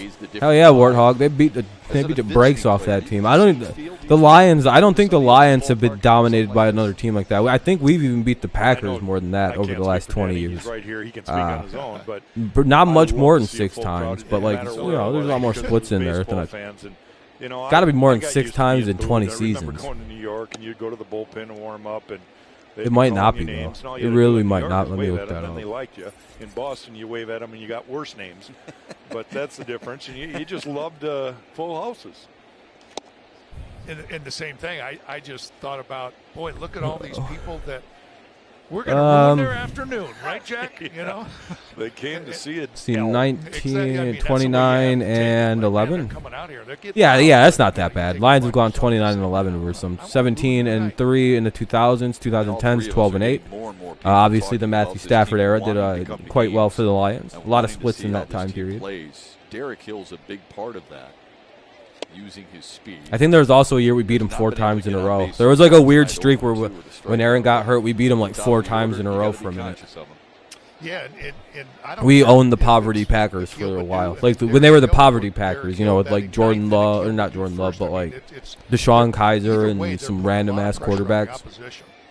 Second time that he struck out. Hill strikes out, 2 away. In the 5th. Boy, I just have to why the hell John is Hell waiting? Here. Danny, I know you can appreciate It's a pretty philosophical His question. Change-up fastball has been outstanding. And Hill's having a bad night against Means here, but that's all right. And like I said, it's all set up with that inside fastball, but why is he leading off? He usually bats second. But dude, there's no reason to play Badu against this. He'd be doing the same thing as Hill. He'd be 0 for 3 with a ground out and 2 strikeouts. They've taxed him a little bit in the previous 2 innings. There's 0% shot that Badu would have done anything against Means. So give him a day off. We haven't had a day off in a while. Love to be able to get to that. I know we have one coming up on Monday, but there's Badu could use some time. Scope down the right field line. Get down. That's a third out. Oh, never mind. That's down. Don't know why that's down, but that's down. What's up, Brett? 2-out single. Yeah, Browns have nice. I always like when teams get new jerseys. What's up, Brett, Garrity? Brett and Garrity, how you guys doing? Hopefully quite well. Hopefully quite well. He's done it to Grossman a couple times. He's done it to Reyes. Packers aren't the best guy. So it's just a lot of that first pitch. Packers are overrated, to be honest. Right away. It's that curve ball that got up a little bit. Jonathan Scope just got I'd ratio Kenny if he was to say anything like the Packers are the best. I'd go on his Twitter and be like, ratio. You mentioned he leads the league with first pitch strikes 75%. So pretty impressive that a guy 3/4 of every pitch he throws to start off a batter is a strike. Yeah, I think so, Garrity. I think we might win the division. People are laughing at me right now, but that's quite all right. Robbie Grossman, and now here in the 5th. People laugh at my opinions all the time, and then I tell I'm right. Oh, the Chiefs are winning the Super Bowl again. No, Rob, you don't know fucking football. They're going back to back. Yeah, sure they were, huh? Pitch right there. You see that? I mean, and what happened? Oh, an injury? Like I even predicted the reason they won. Somebody very important is going to go down with the fucking injury that happens because of it's like a durability injury, I call them. Like if you play so much, you're way more prone to catch an injury. And I was just like, man, the Chiefs been playing a lot of deep runs out of nowhere too. There wasn't like any kind of build to this. They went from playing 16 games to fucking Super Bowl seasons.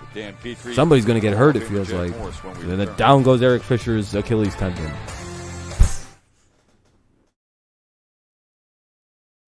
And I was like, I hate predicting things like that, but it's like, it's those long running teams like that. Red Sox look really good, yeah. Lions usually play well against good teams. They played well, but they'd usually wind up losing. Matt Stafford went 10 and like 63 against teams that finish over 500 at the end of the season. They always played them well. Yeah, they played them well. They just, Hey, by the way, thank you for the 21 likes. I appreciate that. We try to hit 20 likes every stream, so that's very nice. I appreciate you. Thank you very much. But yeah, top of the 6th, we have a 2-1 Orioles lead. Hopefully, we start to get through Means, but he's only at 85 pitches, so he's probably got another inning. I don't really know how Baltimore manages their pitchers, but Harvey didn't throw much more than this, so. Yeah, Grossman can't hit at the 3 spot. That 225 is atrocious right there. Just push him down or whatever. Do something. Seems like he was doing better when they pushed him down in the lineup to like 5 or 6. Rays just scored 2 runs. Oh, that's good for the Rays. Oh, no, it's not. They're playing you guys. Mountcastle, Santander, and Urias. So Mountcastle, Santander, and Urias. Top of the 6, 2-1. Orioles lead the Tigers.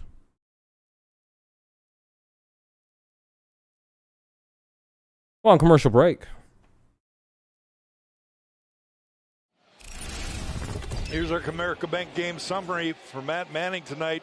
His pitch usage and the variety is of it. Danny, I think he's done a pretty good job again with his mix of pitches. Getting that curveball over, that's a big plus. He's thrown a couple good change-ups, and then his 2-seamer and his 4-seam fastball have been pretty good. Yeah, and that 2-seamer, I think, is just something that another. Do you know they call Aaron Rodgers let Aaron?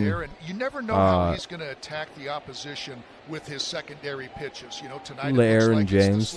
That's his new name. But last time out, it was his curveball, and then 2 outings before that, it was his changeup. So Aaron. It's nice to have James a bag now. of tricks like that, depending upon who the opposition is. Yeah, that's well put. Fucking owned him, dude. He's also I'm fucking smart as shit, dude. He's nice and confident I should comment that under a sports page on Twitter and see how many likes I get, dude. The line drive to center. Ryan Mountcastle leads off the Baltimore 6th. But the home second run, hit. But that home run, it's just he missed. It would have been nice, Warthog. It would have been. But we go leadoff single. I'll raise you that and give you a leadoff single. They hit it out. Need to try to get a double play here. I don't think Mountcastle runs well for some reason. Over the heart of the plate. Newcastle hit it up the middle. That's his second hit of the ball game. Seems like it takes him a long time to get to bases, despite having really long legs. Seems like he takes a lot of strides when he's running. Hopefully we get out here, because if not, they're gonna start hitting up on this young kid. At the big league level, hitters are there to capitalize all right. on. Could be an out. Ball to right field. Victor Reyes gets behind it. Mountcastle retreats. Santander. It's hilarious that Victor Reyes uses his whole body and legs to throw the ball, but doesn't use his fucking legs to hit. It's so funny, right? Just off enough where he's looking out fastball. Who's your favorite player in All on the Lions? Hit an easy fly ball into right field. How does you mean the Tigers? Also, you think McGee's going to retire after this year? 7 starts, if you will. Well, again, I just think it's about what the opposition is trying to do to him and how he feels with the certain pitches. But I'm like more of a Patriots fan than a Lions fan. On the Lions, I guess, I don't know. Or if he goes out there and he doesn't have his curveball, he can go to his fucking that's why I think he's tonight feeling one pitch. And I guess Trey Flowers is my favorite player on the Lions. Pretty telling, right? I don't know. He might be their best player, Trey Flowers. I think he's probably their best. by a country fucking mile. The 1-0 in there for a TJ, yeah, TJ Hawkinson very well could be as well. It's down to him, Hawkinson, Flowers, Collins. You know, Danny, I want to ask you this because I know I went Sewell, through periods of this. Decker, Ragnow. Really good when I was really rolling, and I know you must have experienced this too, where in your mind you release a pitch and your confidence level is so high that you're surprised the guy even hits it. And their punter's really good. That's why I'm pretty sure Fox. And you might not even think that they have Fox or Bailey, and those are like the best young punters in the league. And I'm getting the Patriots because the Patriots have one of the better young punters too. And I'm blanking on because they both have them. I just don't know who. I think the Patriots have Jake Bailey, and you guys got John Fox, right, or Jack Fox. When I first got on my first good roll, want to see Ohtani? Yeah, Ohtani's good, man. I'm surprised you haven't watched an Angels and Rangers game. I'm surprised you guys haven't played each other. I was on a roll. I think I had like 8 straight wins or something like that. And yeah, runner gets down to second. To right field. I look at him like, no more double play. 2-2 count. Get a hit off of me. That's how much confidence plays a role in this game.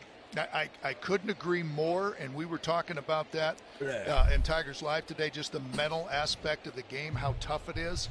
And, you know, you did a lot of extra work. These guys do a lot of extra work. I try to do a lot of extra work because you want to stand out on the mound and say, look, I know I'm a lot better prepared than you hitter in the box. Yeah. And there's no way that you can get a hit off of me.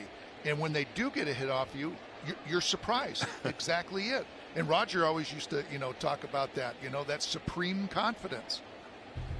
Well, how many guys have we talked to on this Tigers team this year? Eric Haas, for example, has talked about how much confidence he has. I was talking to him before the game about this very thing. I said, it doesn't look like you're overwhelmed at all at any point this season. You're hitting the ball super hard. He goes, that's the confidence I've gotten from this coaching staff. All right, there we go. I always knew I was just going to be a backup in Cleveland. They've given me the opportunity.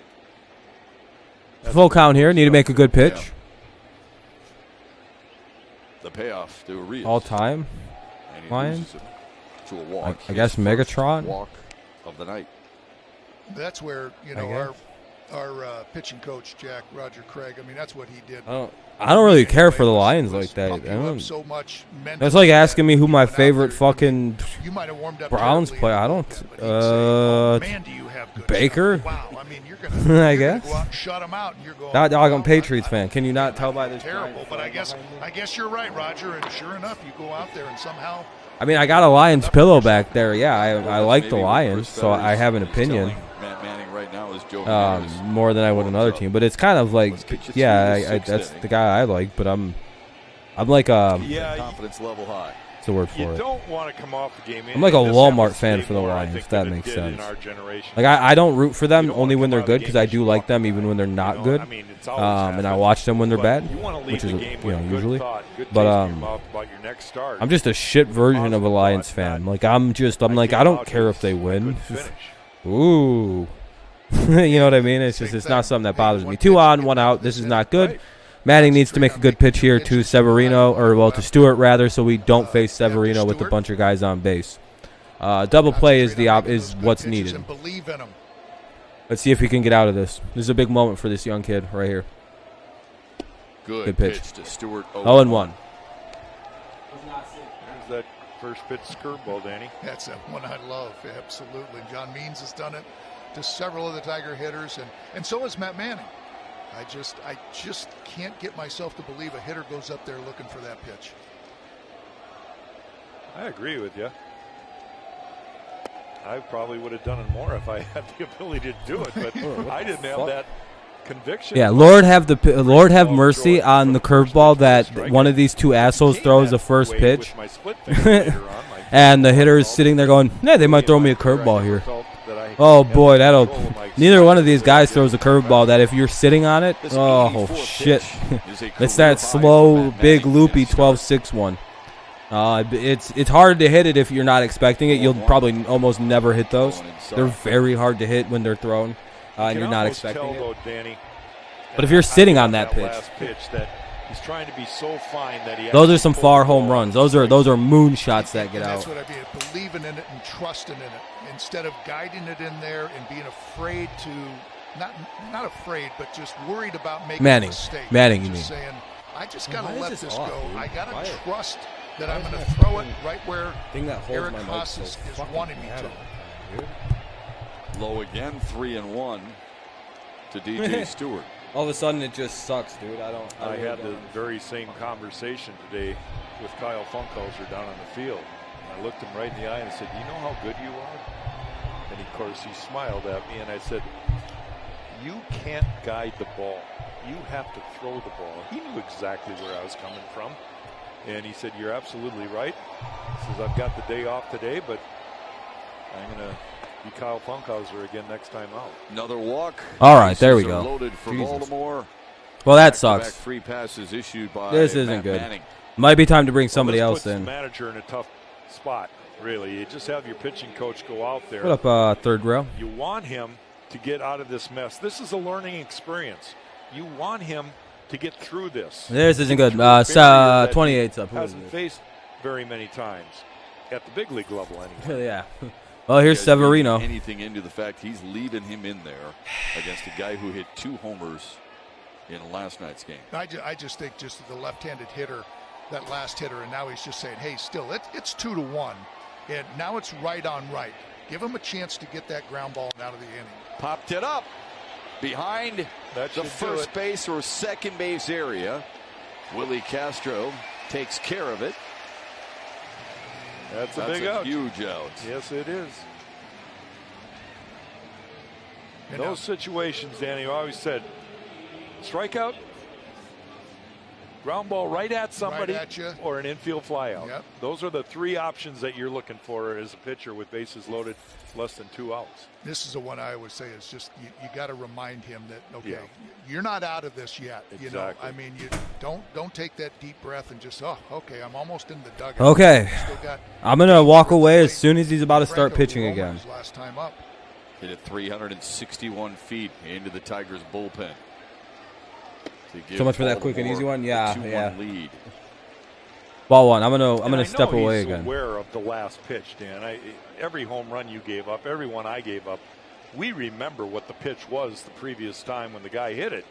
And again, you're just trying never to make that same mistake pitch. So it'll be interesting the sequence that he's going to use here against Franco. Yeah, I believe Eric Haas wanted it in, and it kind of leaked back over the plate up and away. And again, it wasn't executed. 1-0. Matt Manning was hoping it would stay in, wishing it into Robbie Grossman's glove, and just carried just enough. Swung good pitch, 1-1. Nasty slider to make it 1-1. Yeah, that was well executed there. Down in the bottom of the zone. Took a little off of it too, Danny. His slider about 86 miles an hour, so that's 6-7 miles an hour slower than his pitching tonight. Hopefully he gets out of this and it's the same situation. 1-1. A number of different looks to the bases loaded here in the top of the 6th. It's only 2-1 Orioles though, trying to strand him. Good pitch, 1-2. Franco hates it. Franco doesn't like the call, and he's gonna. It's 1-2. That's when you smile at a hitter because they think they're right. They're not even close to right. They'll go back. Hey, you want to tell them, hey, go back and look at the video. And now have confidence. That was a Zeesh. In the same place. Pitch right there. Throw it in that same place. I was gonna say, throw the slider. He just threw whatever that was. Throw it again. He's thrown 2 of them in a row, or go really hard outside and low. 1-2 on the ground to short. There we go. He's gonna get out of it. What a job! Whoa! Wait a minute. Hold on. No way. What the fuck? Oh, whoa! They're trying to say he's safe. Is he? Let's see. To see if he held on to it long enough. What happened here? Oh, fucking Castro, dude. Oh, my goodness. The throw should have been a little higher, too. Combination there made for a tough play. He's safe. You know what? What a garbage asshole Castro is, dude. I swear to God, why is he still up here? You know, and went Willie Castro I'm talking about and kind of flipped his palm up. I think he catches It was an easy out. It was an easy out, Ghost. All he has to do is hang the fuck on and catch the ball like a normal baseball player. Holy shit. It was this. And he dropped this. You know, and these are really This is Little League. This isn't, yeah, exactly. This isn't Little League. This is the pros. This isn't fucking Pee Wee 12 baseball. Consequently, what the fuck was that? Fielding mistake. Time to bring Harold Castro in for the rest. Why is there not an error on the board? There's an error. Really have to bear that here. It's a hard thing to do. To right field. Oh, great. We're going to lose fucking like 6-1 now. 2 more runs home for Baltimore. And now A.J. Hinch has to go get his starter. Thank you, Willie. Thanks, Willie Castro. Great job. Great job, Willie Castro. If it hits you in the glove, you catch it. There's no excuses. There's 0 excuses if it hits you in the glove. In your fucking palm of your glove, you catch that ball. This isn't the Little Leagues. I'm glad Willie Castro is the cause of this fucking garbage. We got out of this. We were done with this. This inning was over. But thanks to Willie Castro, for some reason, still playing at this level, it's 5-1 in favor of the Orioles, and we're going to lose because of Willie Castro. Fucking garbage player, dude. He's now on my fucking garbage player list. He's as bad as Mazzara and fucking the rest of those losers. Ugh. Ugh. Ugh. Ugh. Can't hit, can't field, can't do fucking anything right as far as I'm concerned. Can't run the bases correctly. Gets fucking caught stealing often or picked off often. I'm done with him, dude. Garbage. He's no good at this level. Time to replace him with somebody else. Clemens, anybody. Anybody. I'll take Zach Short and Harold Castro every day over that. If at least Zach would have caught the ball. God, that was awful.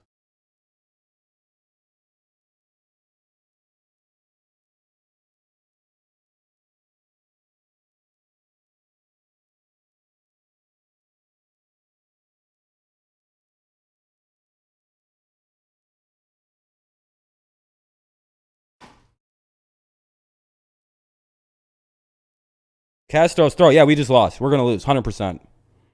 Yep. Willie Castro commits an error, and it's 5-1 Orioles. Yeah, Willie sold. Yep. Willie sold. Yeah, Castro's human, but yeah, you can't just make 1,000 mistakes that keep just fucking up at the major league level. I wouldn't be stunned if you see Harold Castro. I would replace him with Harold Castro right now. I'd have immediately replaced him. Make a fucking statement. Hey, dude, go work on your shit defense. Fucking loser. I don't know. I guess I'm built different than AJ, though. I wouldn't have that on my fucking team. Guys can't catch a fucking underhand feed. Okay. Okay. Okay. Yeah.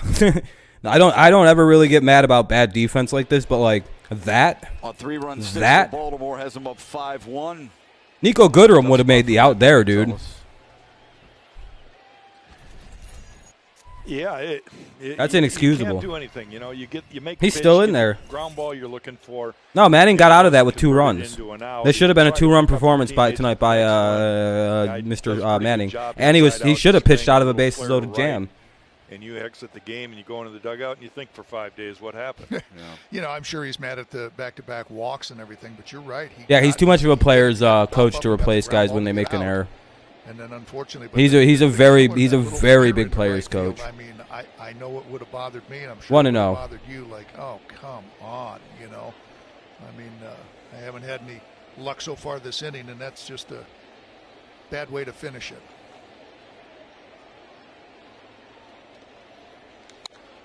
Mullins they brought in Ramirez, by the way, I think. But that'll reach the seats. 1-1. Ballside windows pitching change. Yeah, Mullins is up. It's about to be 6-1. Finish up the 6th inning. Fucking Willie Castro. I hope he doesn't play. He probably won't be playing tomorrow. I can't imagine him playing tomorrow. When's Nico back? Hell, at this point, we might as well get Nico back in there. At least he hit 250. Shit, I'd rather have Nico's ass out there at second base. At least he can kind of play second base. He wouldn't have dropped an easy feed. He doesn't really field the ball very well, but he wouldn't have dropped a fucking underhand feed from the shortstop.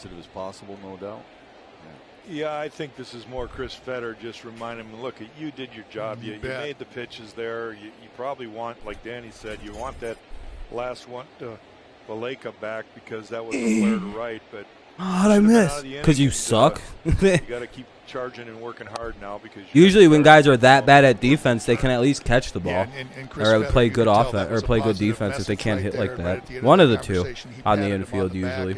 3-1. I mean, you're going to be disappointed. Obviously, you're Nico can hit the ball compared to Willie Castro. Nico Goodrum looks like a good hitter comparatively. Oh, great. We're going to fucking walk in runs too. Great. So just keep it right where it is. Yeah, I think so. Yeah, Scope has to go back to second or short, one of the two. That's the third walk of the inning, and now the 9th batter of the inning. Yeah, full time, I think you're right. In the form of Trey Mancini. Bases loaded again for Baltimore. Now Manning's going to get 7 fucking runs attached to him for no reason. Well, 6. One's unearned. Well, 5. I think that other one would have been unearned as well. Mancini so far. What's up, baby? Tonight.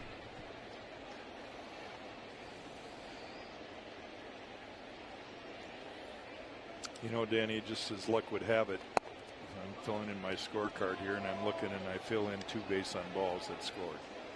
Those doggone walks. Yep. And that's what I mean. I think that's the biggest thing that Matt Manning's disappointed in. The only 2, well, he allowed. Yeah, Willie ruined that. It was a great start until Willie fucked it up for him. Fucking loser Willie Castro, dude. 1-1 now. 1-1. Mancini.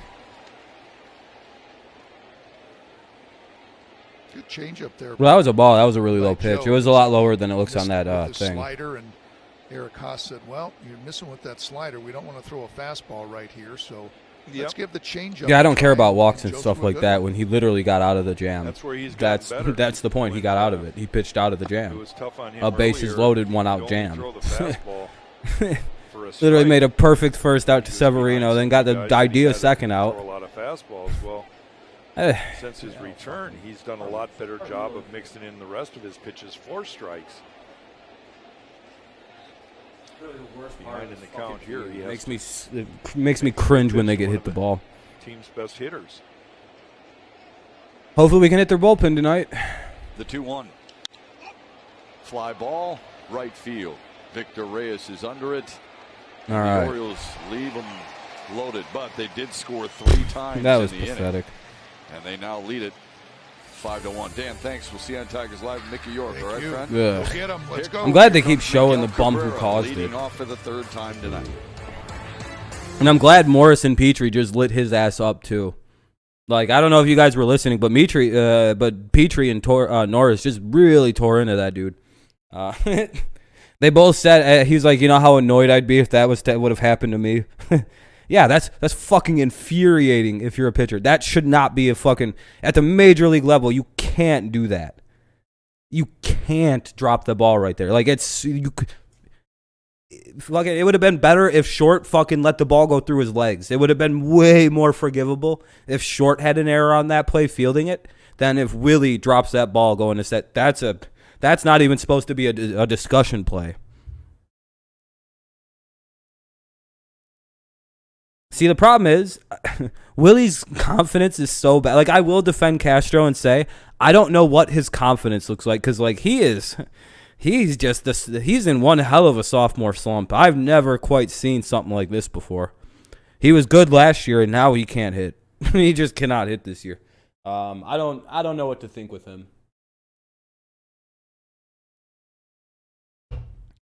I really wish he'd stop trying to swing for home runs, though.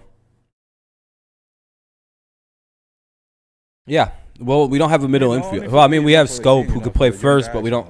The first base situation's really bad without Cabrera playing every day at first, so we don't want that. Like Hill, like Badu, I mean, This guy, they can put like great thing together. This guy's gonna be around. Rookie of the Year finals. Yeah, he was in the Rookie of the Year contender last year, which is really weird how bad he's gotten. But it's Cabrera, Haas, and Candelario here in the bottom of the 6th. Tigers now trail 5-1.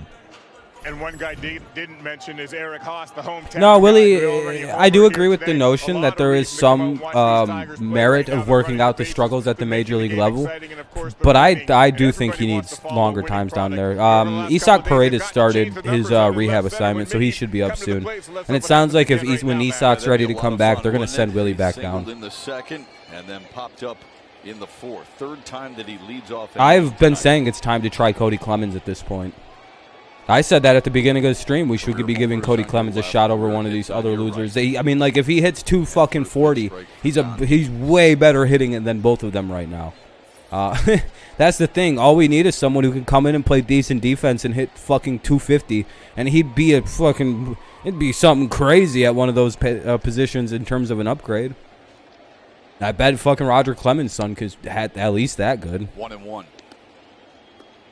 You don't fool the veterans that understand what your game plan is. 1-1. Miggy taking that changeup right off the plate. That around 257. Yeah, it's I don't think they like his hitting quite yet. He'll look until he gets 2 strikes in a zone and a certain pitch. Fouled back to make it 1-2. Well, the bullpen, we have limited options there, Sparty, and I think I understand the reasoning behind using the bullpen the way that we have. When you're as bad as we've been, there's been zero reason to change the bullpen. You know what I mean? That's just, I feel like when I don't know, bullpen's the last thing you know what I mean? There's not much to pick from out there. You usually don't have a great minor league system of bullpen guys. Yep, last thing you want to be, you should mainly just sign proven bullpen arms is my belief in that. And if you're going to have a drafted bullpen, mainly those are failed starters. Here it is. Fly ball right field. Dude, why is Mean still pitching? Oh, it's only a 6. Okay. We're in the bottom of the 6. 1 away, same situation. Clemens has 4. Oh, that's not too bad. Isn't he an everyday starter? Eric Haas steps in. For a shortstop, that's not that bad. He did in that 4th inning. He's been playing short a lot, right? And his hand stayed up. Yeah, you could sign and trade for bullpen guys. Puts a charge into Yeah, we can't do anything against. We can. It's just this starting pitcher. We're gonna probably murder them tomorrow. By the way. Doubt he'll get that pitch. I really think tomorrow afternoon we're going to do bad things to the pitcher they bring out. It's Spencer Watkins. Not only do we know about him because he's been in our fucking system since we drafted him.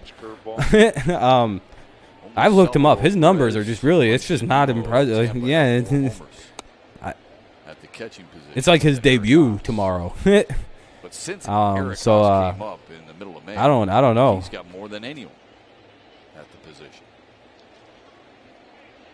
They play him to pull. Here's the 1-1. Got under it.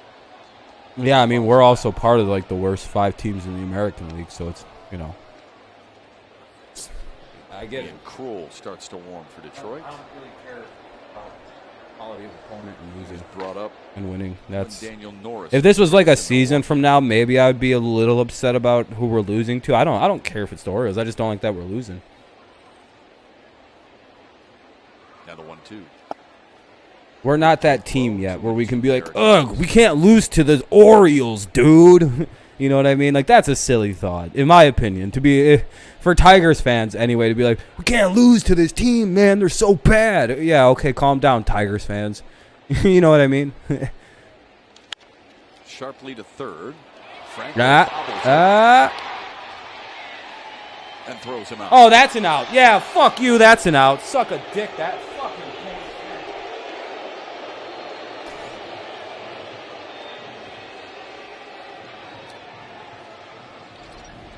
After he bobbles it, he got to the ball quickly and gets rid of it quickly.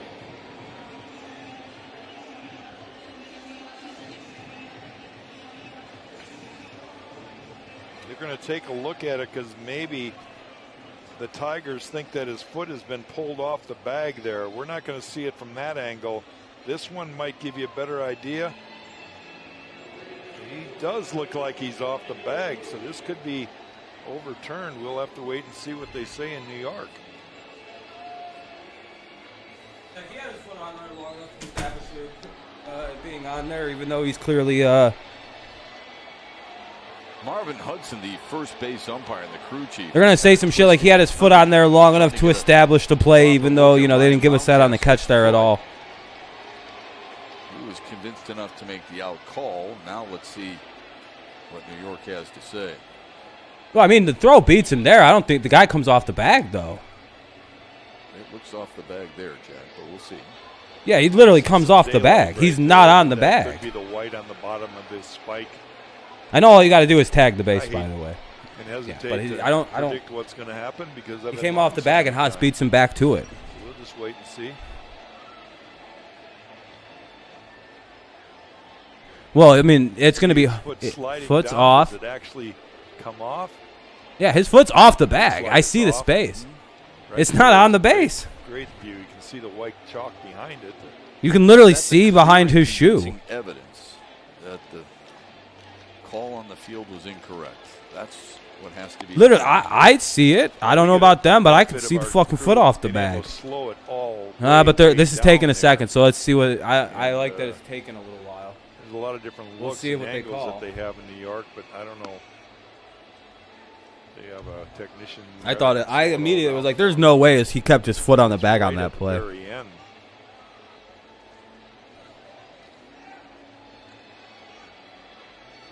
See, what's going to be hard is getting the angle of the foot and the catch hitting the glove simultaneously.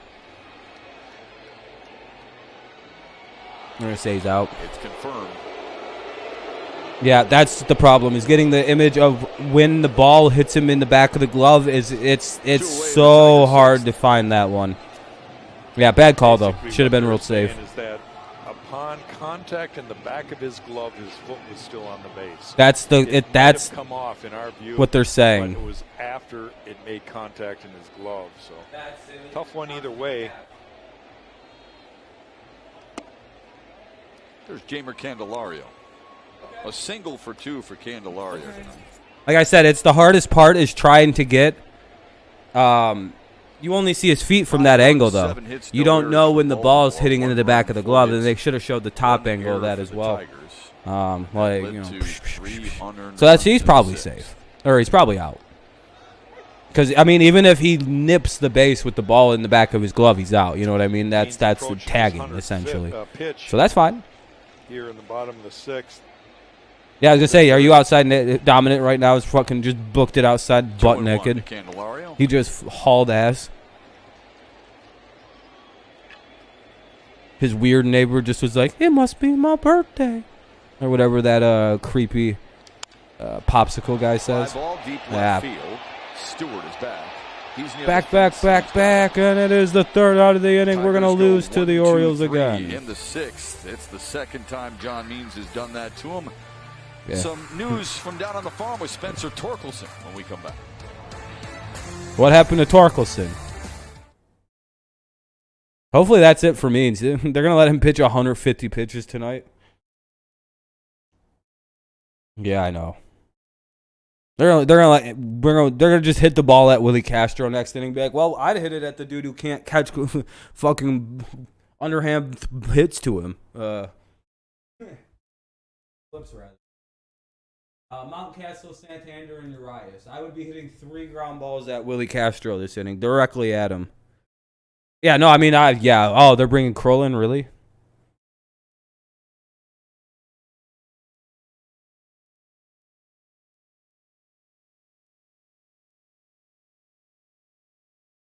Why though? I don't. Willie catch it, Castro? Yeah, I know, that's funny.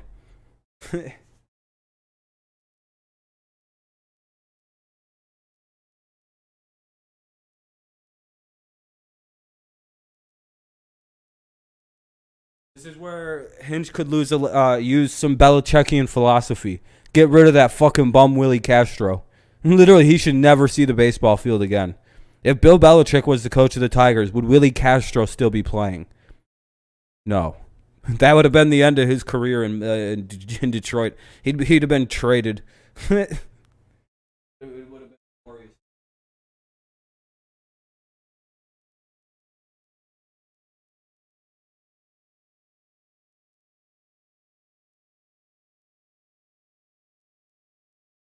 We'd be having open tryouts for shortstops and shit.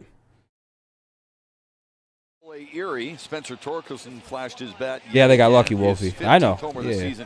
Tenths in being promoted to the Seawolves in Erie. He ended the night with a couple of hits and a couple of runs batted in. That home run probably the in news a they came out like 3 to 4 days ago. They're staying in AA. Yeah, I heard that. They're not getting called up. A snowblower from that company. So that was pretty cool. Yeah, Green will make the season team next year then. Done something like that. I guess they don't want to burn any call-up or call-downs for this year. Batter in San Jose. San Jose is A-ball, and he said, I said, can you explain the beer batter, what you mean by that? He says, well, they play roll out the barrel when that third batter comes up, and if you strike out, then everybody runs to the concession stand to get $1 beers. He said it's really the only time back in the day before there was social media where people would kind of get on you, a broken bat single to center, to lead off. Of course, they're getting broken bat singles and shit. Oh boy, yeah, Kim, that's a good way to say that. The only time where players not could actually good get upset at fans who were booing you if you actually got on base and you were the beer batter. So if you're the beer batter, they want to get to the concession stands. And A.J. Hinch said, I obliged them plenty, but when I did get on, I got booed. I'm assuming that was the visiting team, right? The home team wouldn't do that to their own players. That has to be the visiting team. I don't know. I didn't follow up with that question. I just know. It's a long way from 10-cent beer night in Cleveland, but, you know. When he started talking about beer batter, I thought he was going to talk about a fish fry. So did I. Yeah. I was lost there for a moment. Yeah. My, how things have changed. Here's Anthony Santander. Fouls it back. It's 1-1. Santander has flown out twice and grounded out once. If Cleveland had any set of balls, they'd do another 15 or 30-cent beer day, or like 50-cent beer night. If Cleveland had any balls, they'd do it again.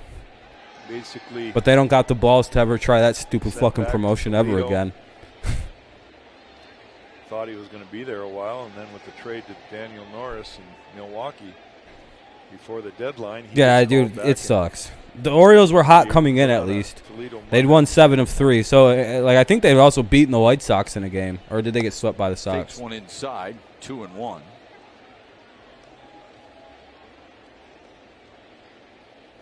As we mentioned, Kroll back with the Tigers. Kroll's gone, but then Norris came back, yeah. Trade that sent Daniel Norris to Milwaukee for Reese Olson.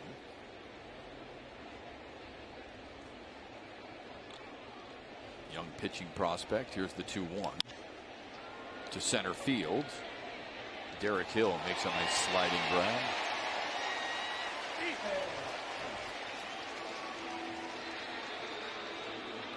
Sunday is Kids Day right here at Comerica Park. Join us tomorrow when the Tigers host the Orioles at 1:10 and enjoy the Sunday Family Value Deal. Get 4 tickets, hot dogs, chips, and pops starting at just $69. To purchase, go to tigers.com/value. Jumping around like those guys, carrying signs like that young lady. Good time to be at the ballpark here tonight. Clear skies, very comfortable temperature of 77 degrees right now. Tigers need a comeback though. They're down 5-1. Kroll delivers a strike to Urias. Walked and scored in that 6th. All 3 runs for Baltimore unearned.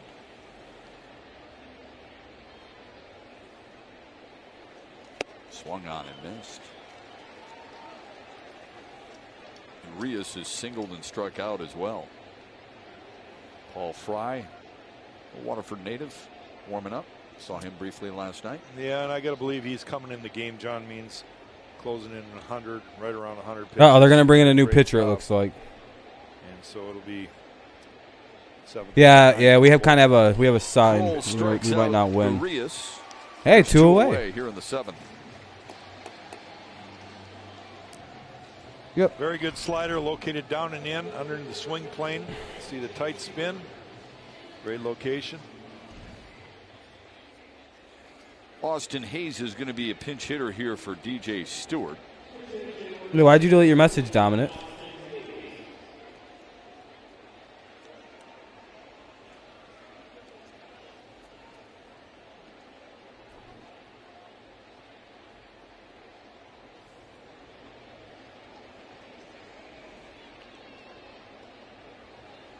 Hayes went 0 for 4 last night, 0 for 7 in the series.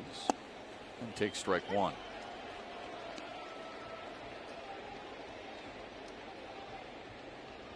Yeah, I don't know why he keeps deleting his messages. Yeah, something like that, Wolfie. Somewhere around there, I would actually argue. I think he would have hit at least 10 more a season. So he'd be closing in more about like maybe 6, maybe 700 would be the number he'd be.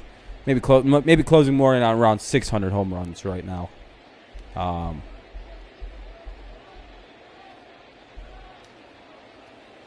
Yeah, he's definitely left at least 100 on the field playing where he's played. Base hits in 4 of his last 6 games for Baltimore.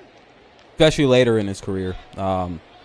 He's probably left, you know, and later in the career, there's probably 20, 30 sometimes a season he's left. Tigers playing pretty much straight up. Willie Castro shaded closer to second base. Both middle infielders. Right around 630, 640 is what his number would be. Chase tying away. 1 and 2, good pitch. Come on, Kroll.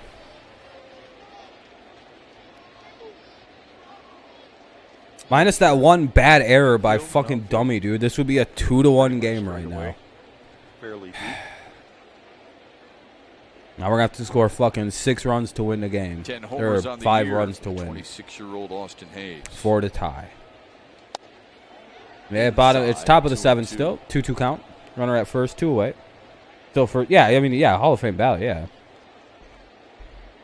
Miggy's going to be hard to argue that he won't be unanimous. I could see the late in career slide. That was also fueled by injury, too. So it's kind of one of those things where, yeah, he wasn't the best from 2016 to now, but he's also been injured. Ball up the middle. Willie Castro will step. Wow, Willie actually made a play. Whoa, hold on. Dude, I hope.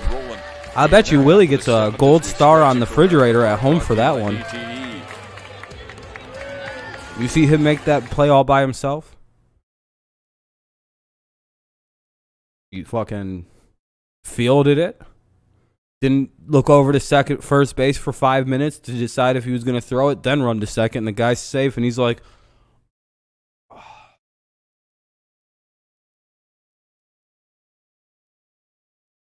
like he has no idea why he made a mistake because he just isn't paying attention. I swear that's Zach Short's problem. He has no idea what to do when he gets hit the ball. He's like, oh, you can't hesitate, dude. You got to throw the ball. You got to know what you're doing before the play is hit to you. You know what I mean? Like, you got to be thinking, all right, let's see. Here's the situation right now. There's 2 outs. There's a guy at first base. Well, the bases are loaded. There's 2 outs. If the ball is hit to the shortstop, I need to be standing there ready to get the ball thrown to me just in case, even though he's, oh, okay. It almost seemed like Willie didn't think he was getting the ball. Like, it really did not. He didn't. I don't think he knew he was getting it. Fry's into pitch now. Fry's into pitch. That means Means finally out. Let's see if we can do something here in the bottom of the 7th. Now we have to try to score here. All of our runs off the bullpen and their closer. So hopefully we can score all the runs we need in the 7th and 8th, but we'll see.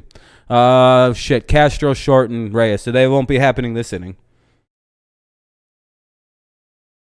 Looks like we're getting 2 outs in a row. So.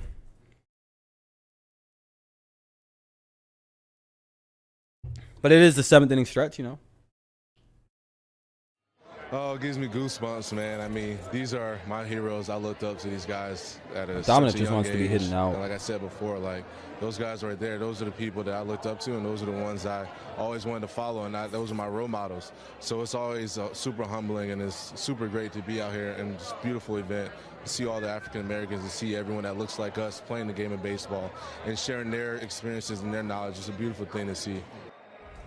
You know, there's a kid watching the game today, and Akil Baddoo is his hero, and he's going. When you come back, Dominic, if you don't tell me why I shouldn't hide you, I'll just hide you for good now. Just like Akil Baddoo is, because I'm kind of annoyed. You just come in and say trolly things that I don't really care to see, dude.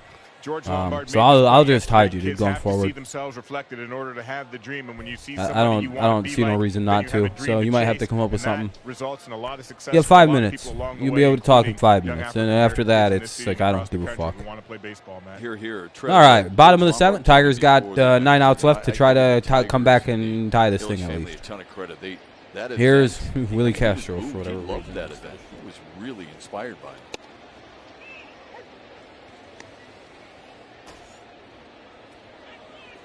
Willie Castro leading off the Tigers 7th. Thanks, Trevor.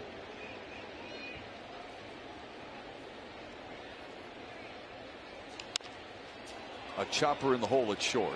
Urias quickly delivers. Mountcastle can't come up with it. The leadoff man is aboard in the 7th.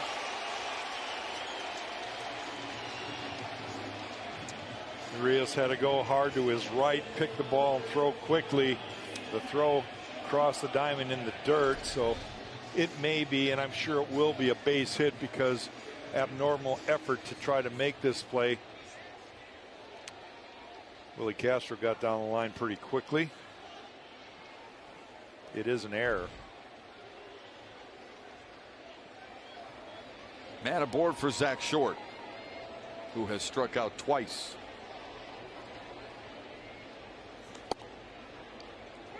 Oh and 1. We saw Paul Fry last night, 2/3 of an inning. Needed just 10 pitches to get through it. That included a strikeout of Willie Castro, who gets him back by reaching to lead off the 7th. Short fouls it away. Austin Hayes stays in the game. He was pinch hitting for DJ Stewart, and he takes over for Stewart in left field.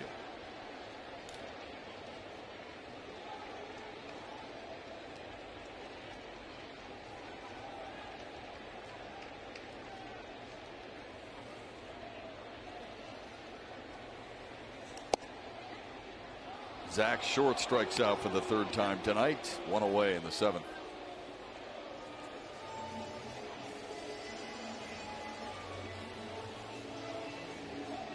Pitcher's pitch again. Although Fry missed on what side of the plate Severino was asking the ball for, he still located it down in the zone. Picks up his first strikeout. Paul Fry, who attended Waterford Kettering High School. Same as our teammate Kirk Gibson. Victor Reyes up the middle. Urias' relay is not in time to turn 2. All right, 1 away or 2 away now with the runner at first. Still alive as we roll the lineup over. Haas isn't the best catcher. Don't just use an entrance, make one. Comerica Bank customers and up to 3 guests can skip the line for Tigers home games. Just show your Comerica. All right, we got top of the lineup now with Derek Hill up. The entrance located at Gate A. Comerica Bank, raise your expectations of what a bank can be. Yeah, Haas can do several things. Because when you looked at it, Valleca was close to the second base bag, similar to the way Willie Castro was earlier in the game. I'd bring in lefties too. Tigers can't hit left-handed pitching. Maybe they just figured the righties shortstop to this team. They hands fucking and why? get So we get something more served on up the by them. ball, throwing it towards first base instead of having to step and then throw across their body. Ordels are ruining their own tank. Either way, it was a good hustle for Victor to get down the line and keep this inning alive. Well, 1 to Derek Hill. Wonder if he's going to try to bunt here. Nope. Derek Hill. Might as well have fucking bunted this. Gets the lead runner. Hey, look at that. Wow. I can't. How did he catch that at second base like that? Tigers have some catching up to do. They're down by 4. That's a pretty hard play to make, dude. I don't know how his second baseman just caught that.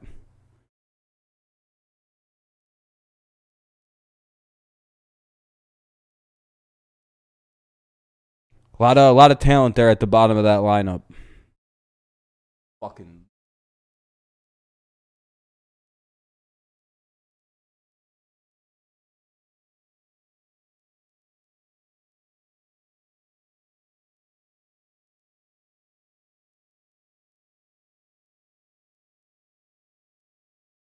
Daz is doing a rehab start, right? Like Daz Cameron's rehabbing right now, right? For sure, Andrew, 100%. Yeah, big crowd tonight. I feel bad for him because of fucking Willie Castro. Yeah, Diamondbacks, yeah. We'll get the second.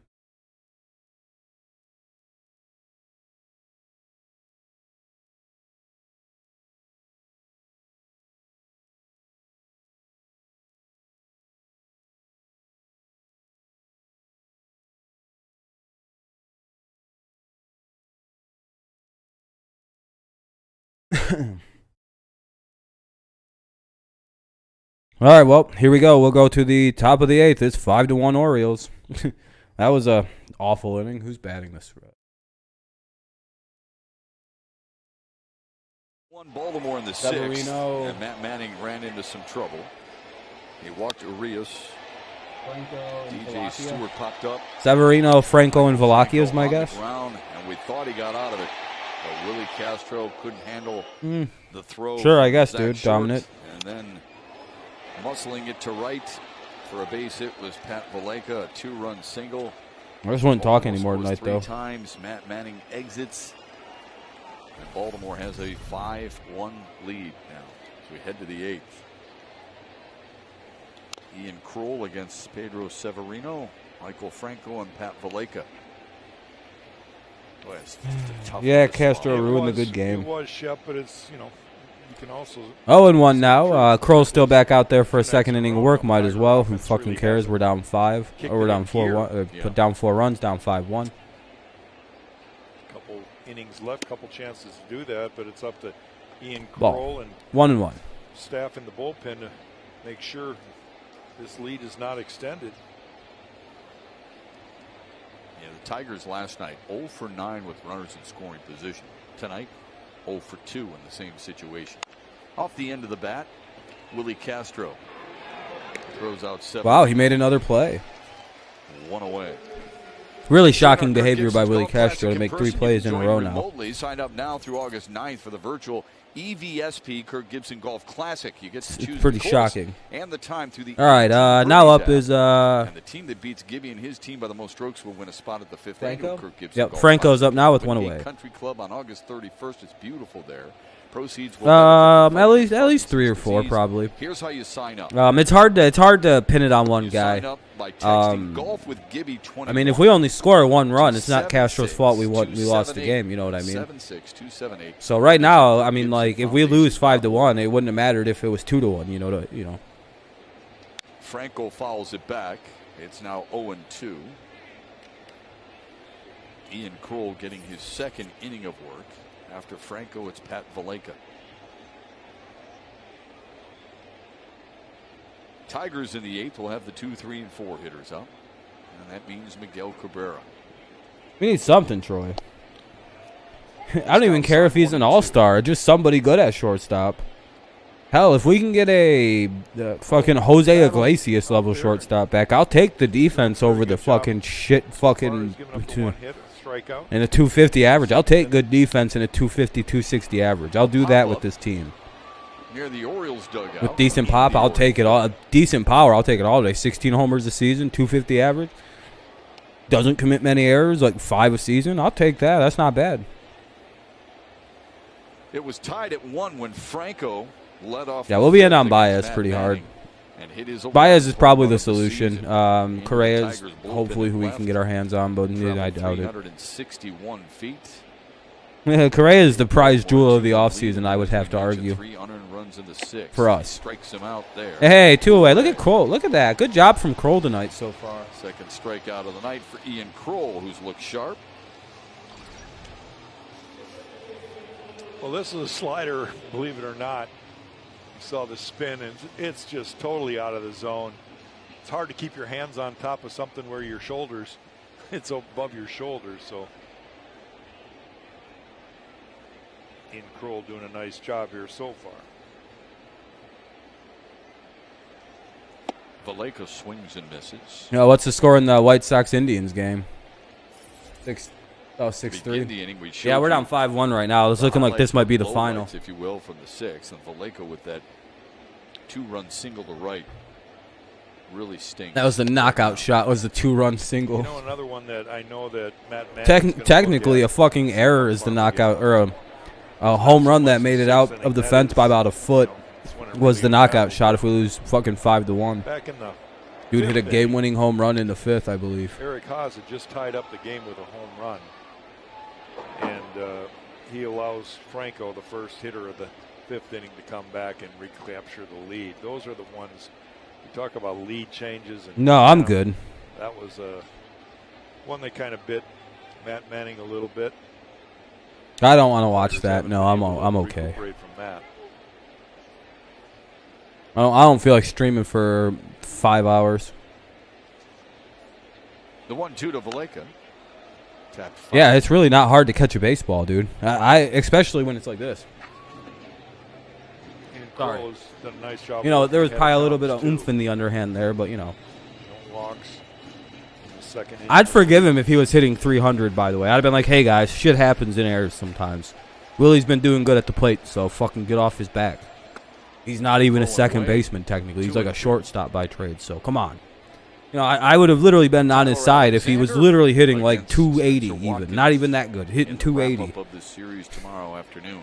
I would have defended that. I'd have been like, hey, guys, shit happens. Sometimes you have brain fart. I don't fucking know. The 2-2 on a line to left and a base hit. That's all right. That's not the end of the world. Top of the 8th, one on. It's a 1-out or 2-out single for the. No, but now Mullins is up. That over to the top for Cedric Mullins. Well, he hit it hard, Shep. He found the hole on the left side. Ball's down and in. Good focus. See how he gets that barrel to the ball, down and in.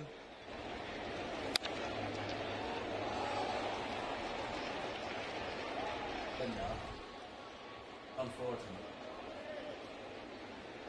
9th hit of the night for Baltimore. There's Cedric Mullins, who has one of them. But he's also walked. So been aboard a couple of times. Has a stolen base and a run scored.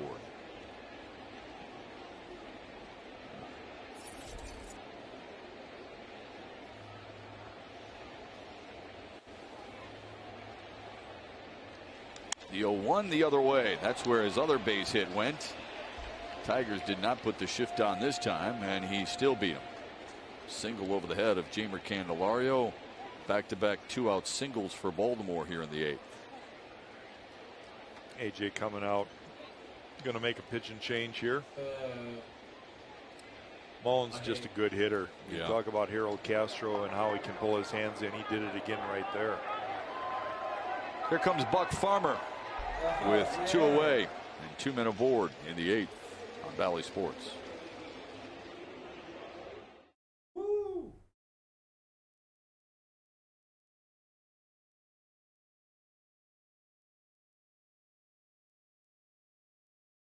Oh, this game just got better. They're bringing in Buck Farmer. I was dead for a second.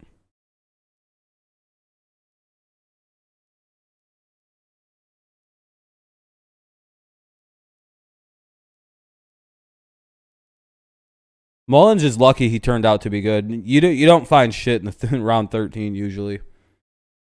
I guess maybe. Those are, I don't know.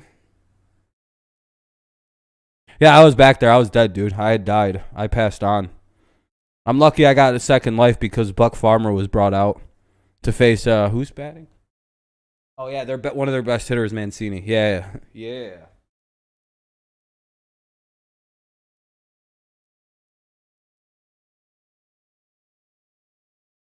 Our meatball throwing lefty Buck Farmer. Or righty against a. Let's bring in our meatball throwing Buck Farmer to take on a good hitter like Mancini. We got the upper hand here. See, the reason this is genius, and you normies don't understand the high IQ move here to bring in Buck Farmer for some reason, is nobody expects us to bring in Buck Farmer right here. It's a fucking stroke of genius. Like, wouldn't you be surprised if you were Mancini? Has really put on a pretty good home run display yesterday. They had 3 bombs, 2 by Santander, by Pedro Severino. Hey, Dominic. We love this, huh, Jack Morris? Well, that's weird that like I just deleted that message like that, and you were just hidden. So you're done, dude. See you later. You know, he had guys that could do that. It deleted your. It weirdly deleted your other message that you just sent. In one of those shots, so Robinson, of course, it's kind of weird, dude. Some of the great names in Oriole history. Certainly, fucking weirdo. Earl Weaver's early years. Brandon Hyde, probably not the beneficiary of the same kind of team so far. No, not with.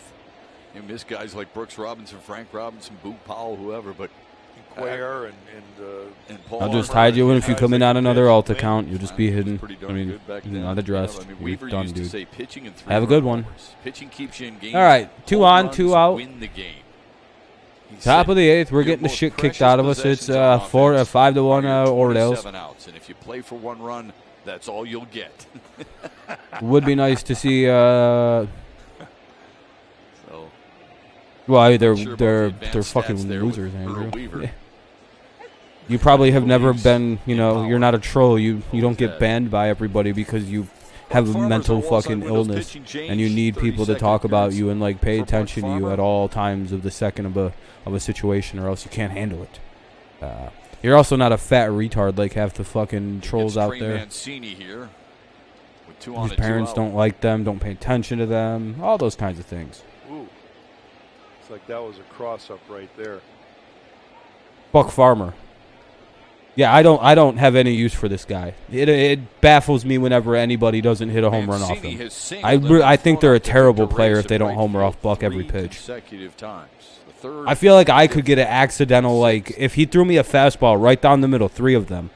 If I didn't get killed by one of them because he hit me, I would probably hit one of them. Like, I don't think he throws it, like, with any movement where it's difficult to hit what he throws. If we drew a contract up and it was 3 fastballs, I think I'd hit one of them. And I might hit it over the fence. I'm not even playing. I can hit home runs. I know how to. I've got good power.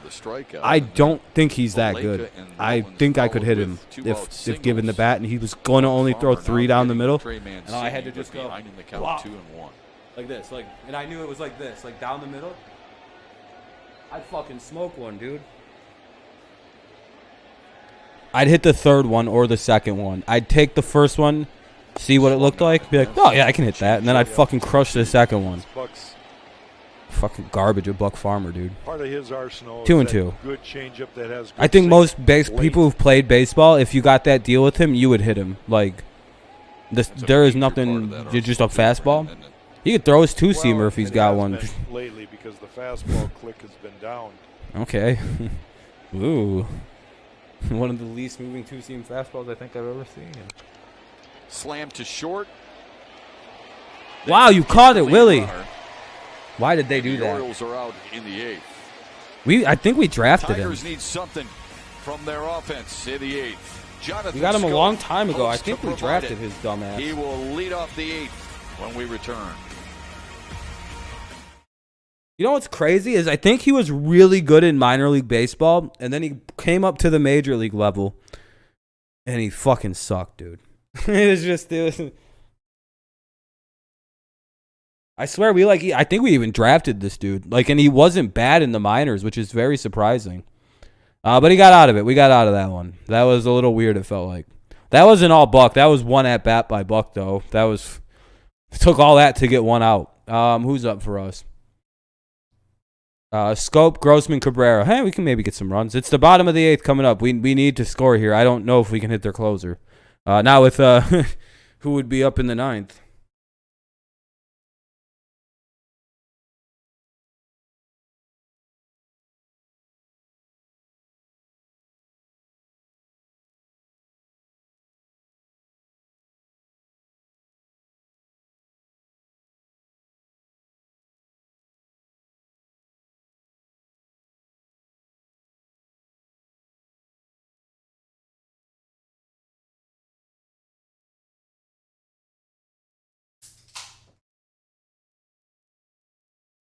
All right, I'm back. Dombrowski? Yeah, he was bad. 5th round pick. Yeah, I was going to say, he wasn't even bad in the minors until he got to the he just cannot pitch at this level for whatever it's worth. He just sucks up at this level.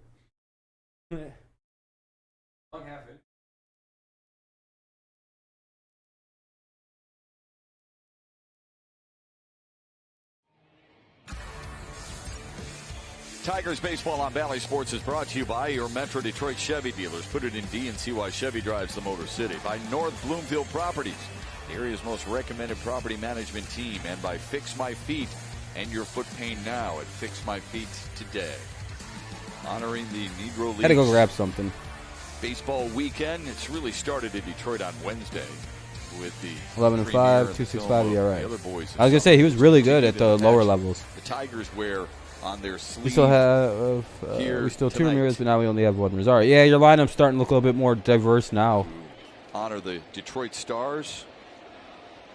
For Buck, no, I think that was Kroll or somebody like that. A good-looking logo. They're honoring the Negro Leagues by wearing that jersey. Or Hap or some fucking garbage pitcher. The tradition of wearing the tribute uniforms will resume next year for the 19th annual event.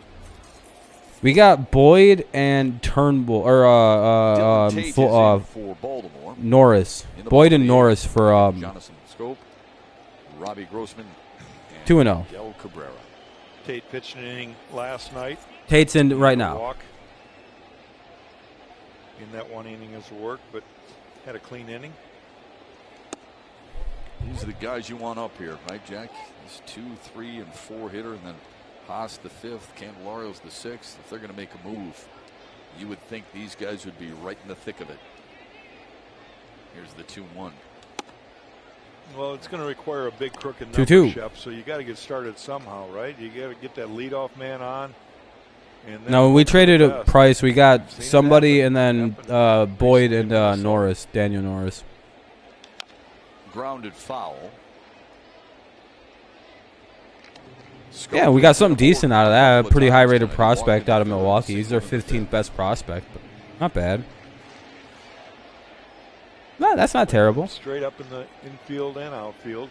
He's not the greatest pitcher, but I don't know. Maybe I feel like we develop pitching really well in Detroit. Urias in the dirt. Dug out nicely by Ryan Mountcastle. On to our friend Trevor Thompson. Trev.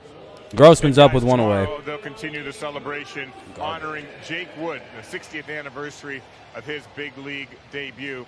He was the first African-American to come through the Tigers farm system and make it to the big leagues and play for the big club. And, you know, we talked earlier about you have to see yourself reflected in order to have that dream. Well, Willie Horton had that dream through seeing Jake Wood play for the Tigers. His dad said, that's the team you're playing for. And Willie said, that's what Dad said. That's what happened. So they were inspired by Jake Wood enough to come and sign up for the Tigers. And we all know what that meant to Detroit Tiger history and Willie Horton history. Robbie Grossman turns on one, sends one into the right field corner. Yeah, there we go. That'll get down. That could be at least a single. Oh, shit. All right, he's in there with the double. All right, we got a double. Got a little bit some going here in the inning now. Here comes Cabrera with one runner at second, one away. Bottom of the 8th. Running out of time. Please just hit it out of the park, Miggy. Pulling it down the right field corner. He knows immediately that he can get 2, and he does. Miggy even bat flips. I'd be like, oh, that's badass. Sets up a chance for Miguel Cabrera, who's 1 for 3 tonight.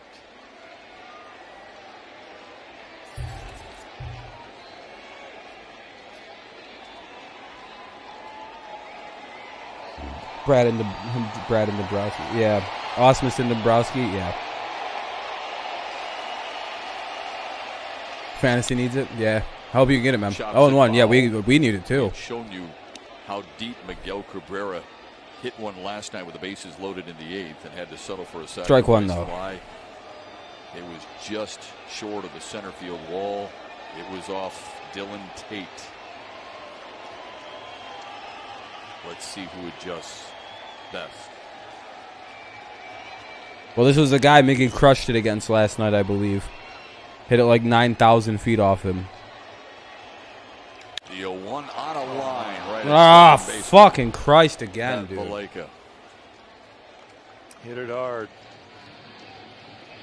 That's baseball sometimes. So annoying, dude.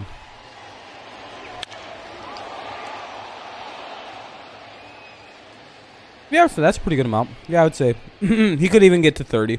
I wouldn't be shocked if he's right around 28, 29. Even maybe just at 30. Yeah, he smoked it. Baseball gods, but that one hit it hard. All you have to do is he smoked it, dude. There's not much more you can do on that. Haas is up with a runner at second, 2 away. Ball 1 low. And they had him positioned perfectly. Oh, yeah, Miggy will retire 100%. I agree. All you can do as a hitter is try to put a charge in it, Sometimes it doesn't work out because of great positioning by the defense. Eric Haas put a charge into 1 in the 4th to tie it at 1 at the time. A solo homer. 2-0. 1-1. Oh, they call that a strike? Jesus Christ, dude. How are we supposed to mount a comeback if they're just giving them outside pitches? I'd throw 3 in a row right there. You can't hit that pitch. It's too far out of the strike zone. And apparently he's just giving it away. Ugh. Big cut. Yeah, we're in striking out. All right, well, it's about to be 5-1 in the top of the 9th. Change up after seeing a 96-mile-an-hour fastball away. He gets the change up at 88. And they'll probably keep in Castro in short in the 9th.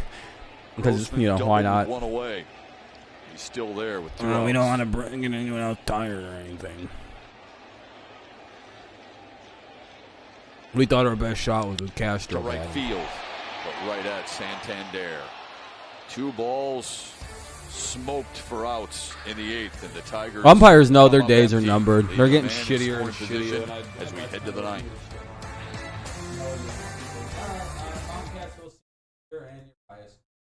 Mountcastle, Santander, and Urias.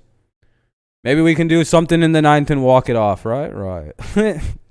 Well, this isn't looking good. Looking like we've got 2 in a row on our hands. That sucks.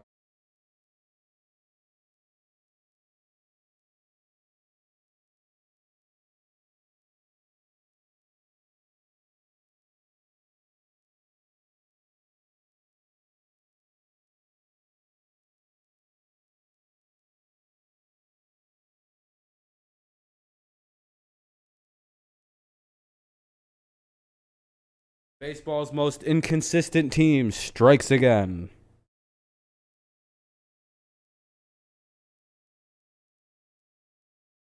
It's 5-1 still. I mean, did he? Did Castro? Like, what? It wouldn't have mattered if you got the out or didn't make the out there at this point. It'd still be 2-1 going into the top of the 9th. So far, the errors made no difference on the outcome of this game. To believe it or not, in my opinion, I don't think we would have scored if it was 2-1. We've done nothing. We haven't even gotten close. If we get 2 runs, then yeah, the error cost us the game 100%. But right now, no, we're still. It's 2-1 would, you know. Heading to the 9th, Baltimore. It would still be 2-1 in the top of the 9th. You know what I mean? Number of hits. Each team has made an error. Here's the upcoming pitching matchup presented by Wallside Windows. Tyler Alexander for Detroit. Like, you know, it's annoying he made the error, yeah, but like, you know, you can kind of go back and look at an error and see how costly it was at the end of the game. Yeah. I mean, it looks like he may have cost us this, but I mean, it was 2-1 before the error. And Trevor Thompson. Hope you can join us. Well, let's hope that tomorrow Tyler Alexander breaks. All right, top of the 9th. It's kind of his goal heading into tomorrow's game. How was everybody tonight? 4 innings in his last start against Minnesota. 28 likes. I appreciate that, guys. Yep. Got to get it seems like it's been a slower stream tonight. Rally going in the bottom half of the 9th. Mountcastle, Santander, and Urias for Baltimore. Yeah. A line drive to center. 1 quick out for Buck Farmer in the 9th. It is I mean, what momentum? Warthog, what momentum did we have on offense? We were getting out 1, 2, 3 every inning except the 1 inning we hit a home run. Hits it fairly well. What momentum have we had in this game? Happy to have him take a U-turn, head to the dugout. I mean, I'm not trying to be negative or anything. You know, I'm just saying it's. You can say the error may have taken away defensive energy or something, but like, can't really blame an error on defense for never getting your offense going. Gets to his feet, calmly throws 2 down. Anthony Santander. See, when he doesn't have to think about the fucking play and he knows just make the play to first, that was a really good play. See, that's the issue with some of these guys up the middle right now. They don't like preset the play in their head. They're like, all right, just throw it to first if you get it. Yeah, usually after a pitcher gets out of a jam. Yeah, usually after a team scores 5 runs, a team can usually rebound and score a couple themselves. Detroit, I think, went 1, 2, 3 in that inning and struck out 3 times. Or struck out twice. So, no, dude. With 2 away, here's usually no. Urias.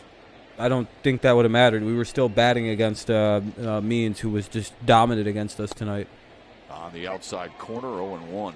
Personally, I don't think that would have made us score runs, making an out in the top of the sixth there.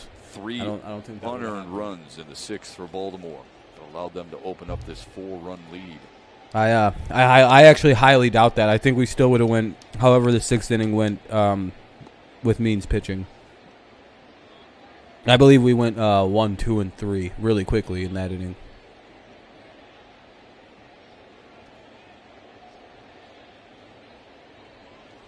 Iglesias? Yeah, he's still good at defense. He just really can't hit. Swung on and missed. 1-2 good pitch. Watch Arias at the plate here tonight. It appears to me I do all the time. I'm like, hey, does anyone else see the shit that like Farmer has like an 8 ERA? And like, it's just not a thing. No one gives a shit. But you got to remember, they were at like having ERAs of like fucking 27. 17 for Jimenez at one point.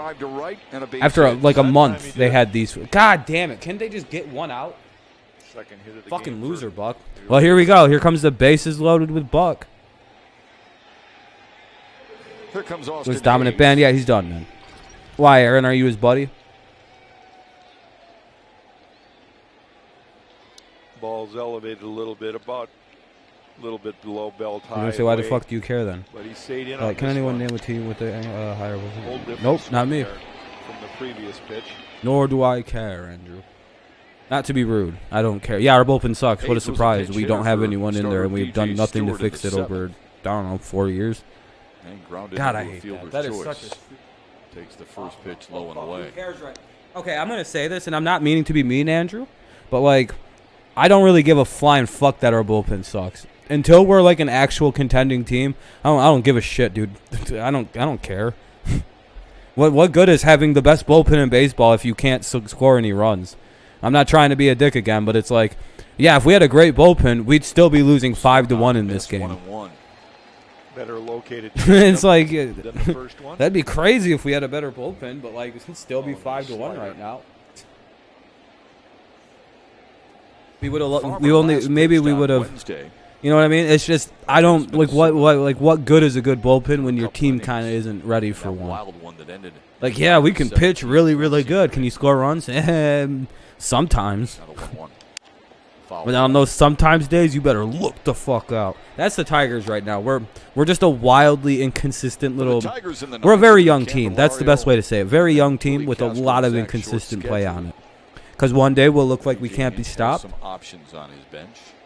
Then there's today, where we don't look like we're ready to play. Like we just look like the game started an hour early, and we just have not recovered from this 6 o'clock start time. The Tigers got their lone run. Like that was too much for us to deal with as a franchise. Was a 6 p.m. start time tonight. Like we look like we're off by the 1-2 to Hayes. By like an hour. Yeah, I don't care about dominant Aaron. Yeah, you should. I don't care. You got banned, yeah. I mean, would you like the full breakdown, I guess, for whatever fucking reason? Yeah, probably. They have some garbage guy going tomorrow. It just sucks. We ran into their only 2 pitchers on this team who can pitch. All right, Aaron, you're a fucking annoyance, dude. He reaches out, pokes it to left. Robbie Grossman has it. And the Orioles are out in the 9th. Here comes Jeimer Candelario to lead off the 9th. He's got 1 hit so far tonight. He needs to get on board, and the Tigers need not base doing runners. any of that They're for that down dude. 4 as we head home on a Saturday night in Detroit.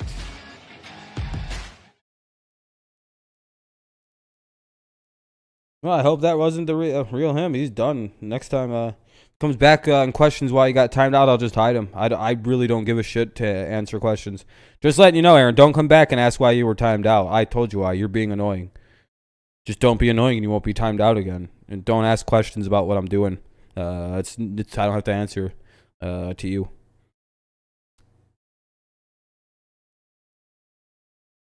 No, I'm good, Andrew. I'm good, dude. I don't want to fucking keep talking about people who get banned, dude. Holy fuck. Why? So the person who got banned can sit there with the little fucking hard dick that we're talking about him still? Jesus Christ, you guys. You guys do realize, like, you guys are the reason these trolls stick around because you keep talking about them. God damn. No, we'll have a whole stream dedicated just to Dominant tonight. I'll come back on 5 minutes after I end this stream, and we'll just do a Dominant to Victory stream. Where we only talk about Dominant to Victory like you guys seem to like. Fucking Christ. That's annoying, dude.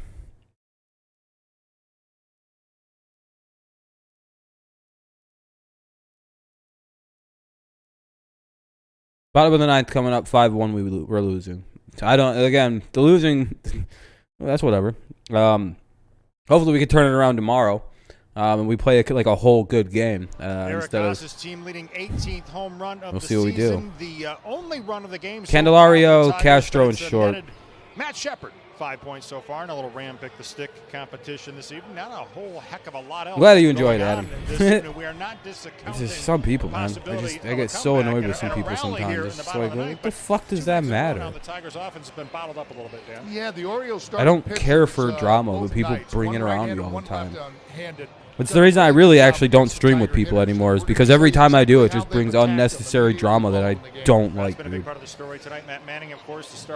I get so bored so fast with, like, grown men fighting about things. Yeah, no, I agree. And I think a lot of the people who, like, milk things for drama are just doing it for views. Like, I hate grown men fucking fighting on the internet. It feels so gay. Especially as I'm getting older and older, it just feels so fucking gay. It's so gay. Like, people are like, I am in the trash talking community because I can trash talk over a microphone in Discord better than you, your goofy looking ass, and your goofy looking ass. My name is William P. Poindexter, and I run the and I run this motherfucking panel on Talk Trash Community. My name is William motherfucking Poindexter, and I am a mean motherfucker, dude. I may have half a profile right now on my face, and I may have teeth that come all the way down in here, and fucking big gargoyle ears. But you're a weird looking retard, dude. Hold on, my mom's calling me. Hold on 1 second. Hello? Hi, Mom. No, I'm on the internet with my friends. Chris Holt. Yeah. Said, I know. Yeah. Because yeah. I've been with him before somewhere. Okay, thank you. Likes to teach. All right, you're a fucking retarded bitch. And they put their hands up like they won the fight. Because they don't know how to mute their microphones and shit. God, I hate the trash talking people on the internet. That whole community. Oh, dude, they're all like, they're all the weirdest looking dudes on earth. They all look like gargoyles, dude. Like, I'm not a good looking dude. I get the irony of me saying that, but like, I'm just like traditionally not good looking. You know, I got like a big head. I got like I don't put moisturizer on my face, so it's a little bit sun dry. You know, I have red hair and shit. Whatever. It's just not traditionally the most, you know, I would say I'm about a 5, maybe 6 to the right woman. Certain women find me very attractive, so I do fine.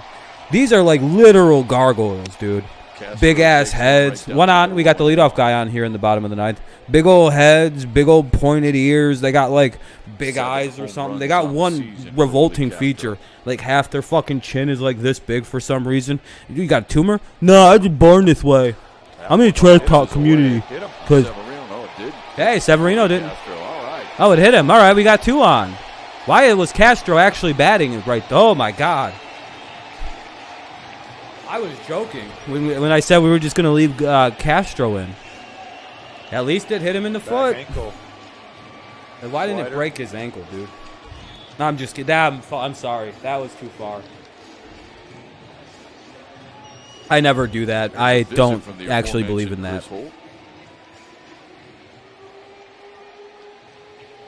I know, I gotta keep going. I gotta make fun of these gargoyle trash talking community kids. God's like, come on, keep spitting. That is the Baltimore Orioles pitching staff. He's had a tough night at the plate. Let's see, Nuzdar is a staple of their. There's like 3 normal people in that community that really should just get the fuck out of there, because all it does is cost them their YouTube channels. Like, they'll just get rid of them. That is against the very nature of this website's rules to have a thing like that. Go over to D-Live and do that. They don't care on D-Live. As long as you're literally not advocating for Nazism, D-Live is cool with whatever you're really doing over there. Like, they don't give a shit. Grayson Griner, the only other right-handed hitter, and D-Live's a good site. I actually like them quite a bit. 2 on, nobody out, bottom of the 9th. Tigers need a miracle. Can they find one? Ball 1. Outside, 1-0. Dude, if Victor Reyes actually bats, I'm going to fucking punch a hole through something. Baddoo must have just went on deck or something.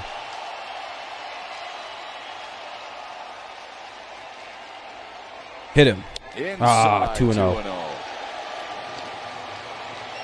We talked about lean into that one next time, kid. Step a fucking foot. Step 2 inches closer, dude. Get a little closer, short. Wear that next one. Get the fuck on base by any means right now. Can't believe he got out of the way of that pitch. I'm fucking turning my back like this into that one. I'm taking the free hit. I'm built different. Was looking for 2-1. You gotta get close. You gotta get real close after a pitch like that. Like, all right, this dude's wild inside. I'm getting hit right in the back. I'd be on the white line to where I'm supposed to be at the farthest. I stood there anyway. This is my plate, bitch. Own that, but get short. Look how far he is off the plate. No wonder he misses balls right down the middle. Take a step forward, kid. It's okay. Zach Short had a nice swing. Yeah, if he brings in Reyes, I'll punch something. I swear to God. Oh, it's a lefty. They won't bring in Baddoo. 3 left-handed pitchers. We're fucked. Inside. Good job. 3-2, full count. 3-2 to Zach Short. Yeah, Biggio is really good at knowing how to get hit by a pitch and drawing it. There's an art to getting hit, and I got hit a lot when I played baseball growing up. I got hit at least once a game because of how close I stood. All right, they gotta only swing at something good. Crowd doing their part. Crowd to get next to the plate. Short, what the fuck is he doing, dude? Got him. There we go. There we go. Base is full.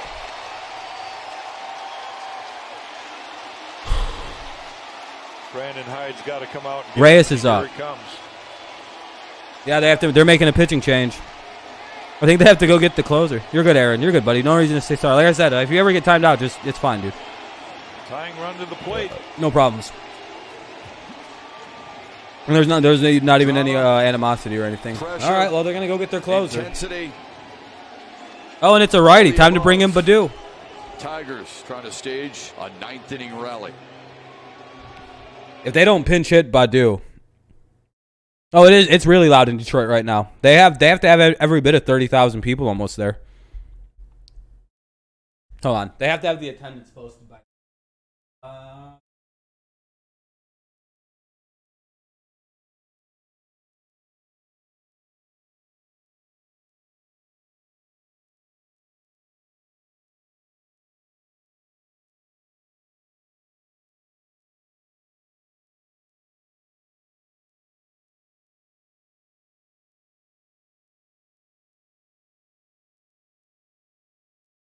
No, they don't have it yet.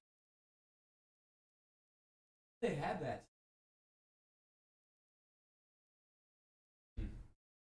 Weird.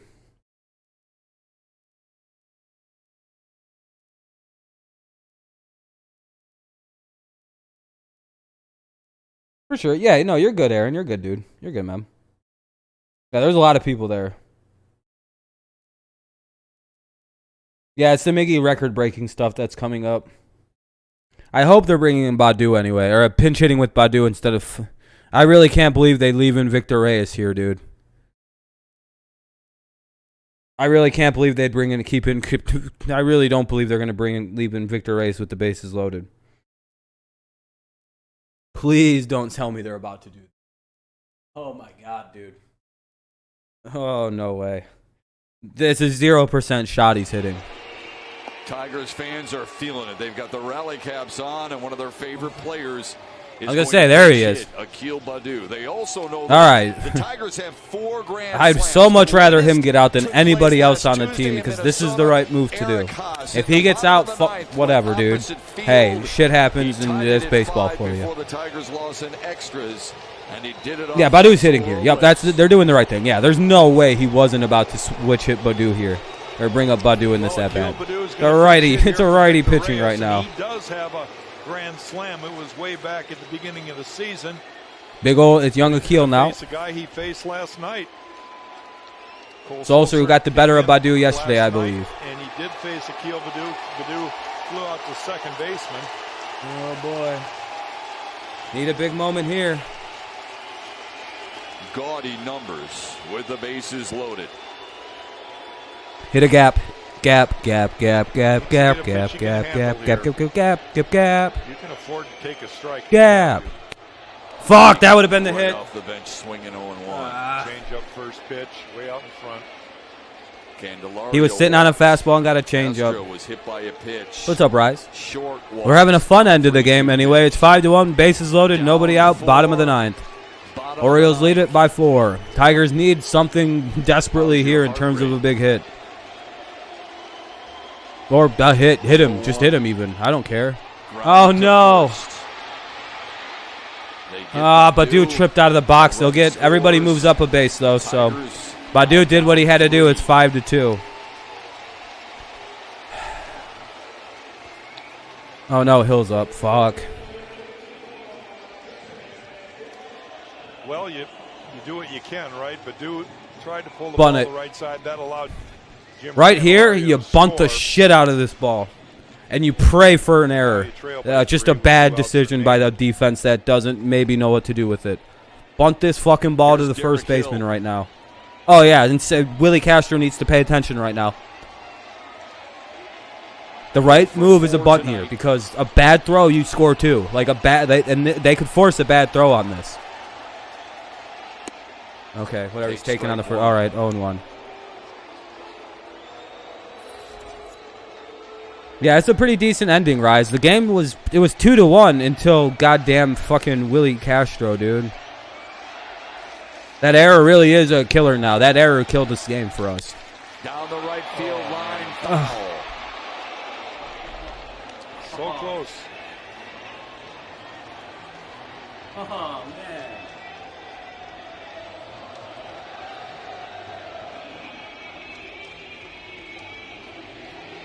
I fell down, dude.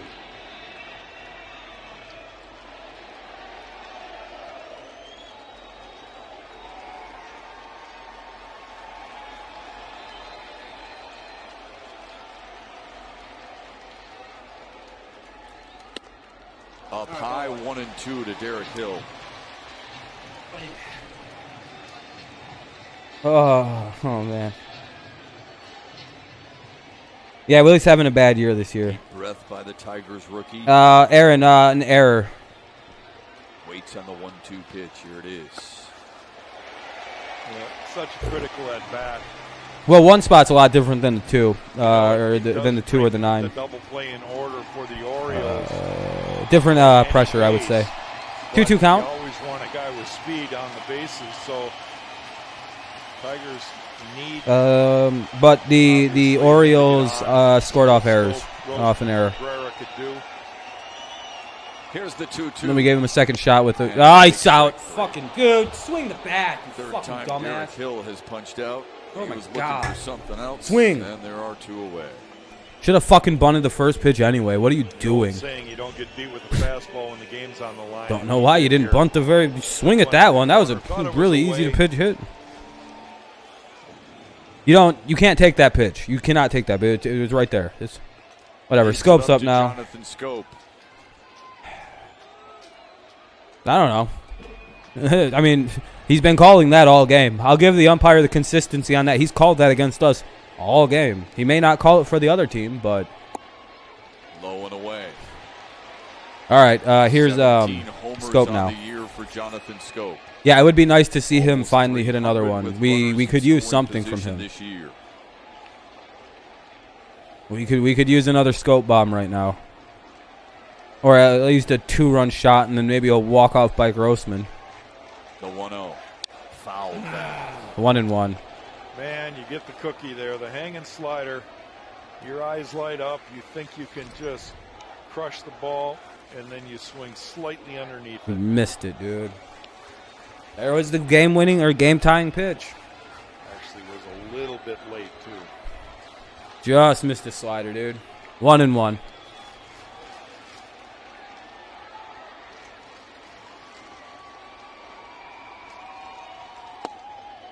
Dotted it. 1-2. I knew that was a strike. Yeah, it happens. It happens sometimes. Bottom of the zone. That catches the strike zone. It's still, even if they tell you, even if it's a bad pitch, it's fucking hard to hit this pitching at this level, man. You can make a mistake pitching. You just got to pray they don't hit it. If they do, though. Swung on and missed. Sulcer does another nice job. He did it last night to Detroit. He does it tonight.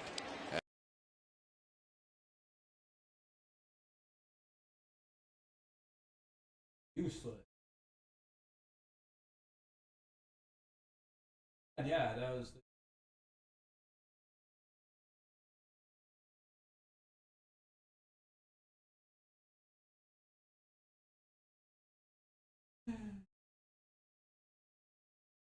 Well, hopefully we can win tomorrow. Yeah, it sucks. I don't know. It wasn't a great game. What really fucked us over was Willie Castro's defense in that inning. Now it's Willie's fault. That was 100% Willie's fault now. Because it would have been 2-2. Or essentially, maybe we would have tried a little harder to score a run there. Doing some bunting and shit like that. Yeah, I mean, Troy, we're one of these teams. I mean, like, these teams. Dude, come on. Let's not. I get it. If this was next year, I would be saying the same things. But I mean, dude, we're not like leagues better than these guys. I hate you, Gerald. Why do people I don't like keep coming into my channel? It's just like, go away, dude. I think I make it really clear I don't like you every time I see you. Like, Jesus, dude. But yeah, no, I do agree with that sentiment. Like, we should be winning these types of games. I don't know. Like, I just don't see us as, like, head and shoulders better than those guys yet. They've been white hot coming into the series. I think coming in, they'd won, like, 7 of 3, or they've 7 of 10 of their last 10. So they were playing pretty good baseball. I mean, we had just won a couple, or at least won one against Minnesota, so we weren't playing terribly. But, we weren't playing, like, the best. Oh, the All-Star break. Yeah, I mean, I tried to temper people's hopes and remind them that, like, hey, we'll probably still miss the playoffs. We should be aiming for 500. And I've been trying to preach that all season. Like, yeah, it's fun to think about the playoffs and kind of be like, ooh, can we make it? Can we make it? It adds a little bit of excitement. Maybe that's something we should be aiming for. But I think a healthier thing to actually hope for, then that's what I'm hoping for, right about 5. If we could finish 500, that would be a beautiful season for what we were supposed to be. We blew everybody's expectations with 80 wins. 75 wins. We're literally, I would say next year, we're a playoff team. And we're well in, I think we're well in our way to win 25 more games. It'll be hard, but I think we can win 25 more. Well, we got 2 months left. We would have to probably go about 14 wins a month. It'll be a little bit harder in September to pull that off. So I think we'll need to win about 15 to 16 in August. We'll see. But we had a good July. We go 500 again at least this month. I think we clinched 500 month or above 500 month a couple days ago. So we had a good month. We are, now, 50 and 57? Not bad. It's pretty much the range we've been staying in all goddamn season. We seem to be stuck in this, like, 5 to 10 range under 500. We seem to be, like, stuck right at this number. It's like 5 to 10. We can be anywhere in that 5 to 10 range, and it's pretty much where our numbers are lately. Yeah. I mean, that inning was bad. That 6th inning killed us. That was the only thing that got us in this game. Willie Castro made one dumb play on defense by dropping the easiest fed ball I've ever seen in baseball. Literally hit him right in the glove, and he just dropped it. He fields that, we might win this game. But, I mean, if wishes were fishes, you know, we'd have a lot of shit to eat. I don't actually know what that means. If wishes were fishes, I don't get that. You catch a lot of fish, I guess. Oh yeah, hell yeah, Warthog. Yeah, I mean it's just fun. I get the frustrations and the desire to win because of the playoff thing. Yeah, it's fun. I'll admit it. I hate seeing us lose, and it makes me a little bit madder than usual. But like, you know, we're all right. We're not even in a 2-year track. I would say next year will be a good team. Well, I think we can make the playoffs next year. I would say the rebuild's done. Now we just need a quick fuel up this offseason, and then we're a team again.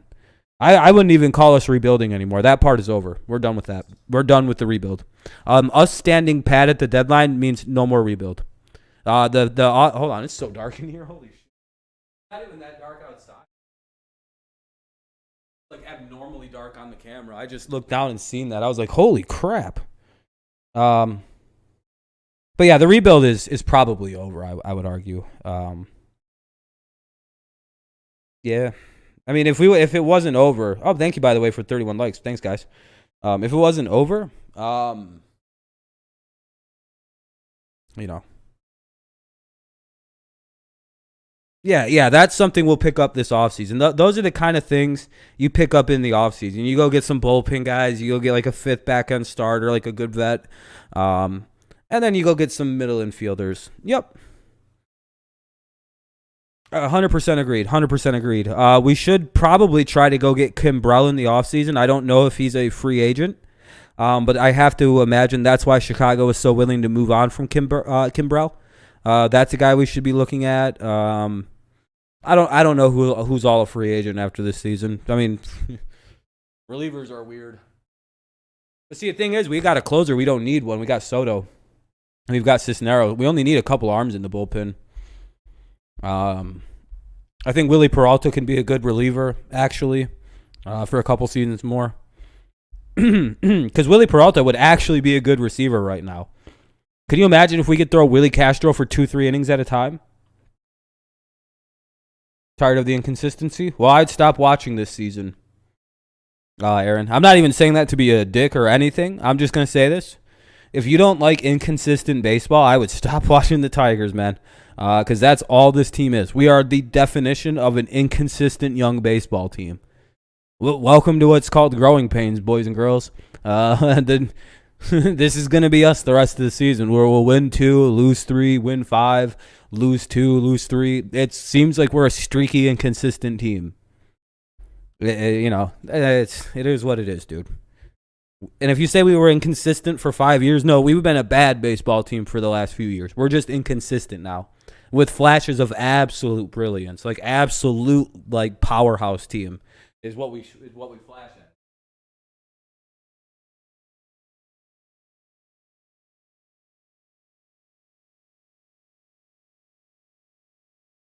We've had games where we played against like the Astros where we just won the entire game. There wasn't a second it was in question we were going to win. Like before the first pitch was thrown, I was like, we might win this game. Like there's energy to this team, and it's, hopefully it comes back against goddamn Spencer Watkins. It sucks that we had to run into Harvey and then run into John Means of all people right after him. So like, oh yeah, no, okay, that's fine, whatever, dude. Okay, cool enough. We'll somehow deal with both of their good pitchers. Like the next team they play, they don't even got to face a hard pitcher. They got, I don't think, right? No, they got to face Harvey one game. Like, it's bullshit. How we get both of them? Like, we just got both of their best pitchers, and one of them we couldn't hit because he's a lefty, and then they brought in 2 lefty relievers that we couldn't hit. It's just like, god damn it. Yeah, we gotta figure out some left-handed. We might need some left-handed bats, or I don't know. We can't hit left-handed pitching.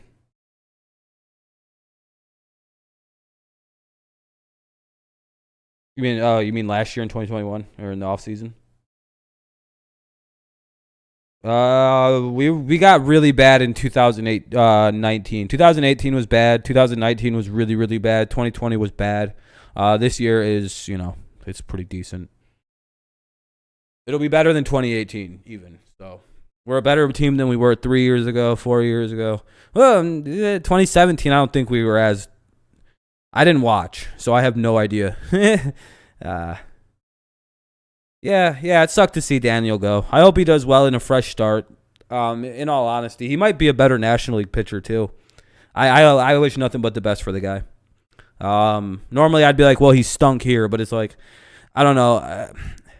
I never like to give the guy too hard of a thing because he did deal with like thyroid cancer or something like that, or like a tumor in his back. And I'm pretty sure it was cancerous. So I've never really been too hard on old Daniel, and he's a really good guy in the locker. Like, he's a good dude. He's just there's nothing to hate about Daniel Norris. You know what I mean? I mean, he didn't really work in Detroit at a consistent level ever. Dealing with massive injuries. He'd come in and then pitch good for a day or two, and then he just never inconsistent. Was he was good post set, like after like his second time or his time on the like quick injured or whatever happened to him.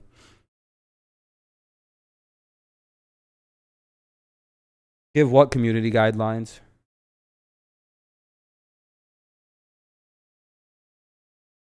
Give for what? Huh? The fuck does that mean, dude? I don't know. I don't run this shit, dude. I don't run YouTube. I don't know why they do these things. You can Google that, dude. That's a Google question. I'm sorry. That's fucking Google, dude. I don't know. I don't own YouTube. Ask them on Twitter or something. Hey, man, why do you guys give us the guidelines? Probably because when some people go into chat, they just come in there and just scream the N-word and then write a 20-page manifesto to YouTube about how it's bullshit their YouTube channel got deleted because they said the N-word. I'm guessing that is probably why. So no one can claim that they didn't know the rules of chatting in a YouTube stream as a defense for not getting banned from the platform. That's my only guess. What Mike just said, that's probably right. They don't trust. YouTube has to cover their own asshole for whatever reason. And they've probably been sued successfully for shit said in a comment chat. So now they can be like, well, we told them not to do that. They just did it anyway. They're rogue. You know. That's my guess, Aaron. I have no idea otherwise.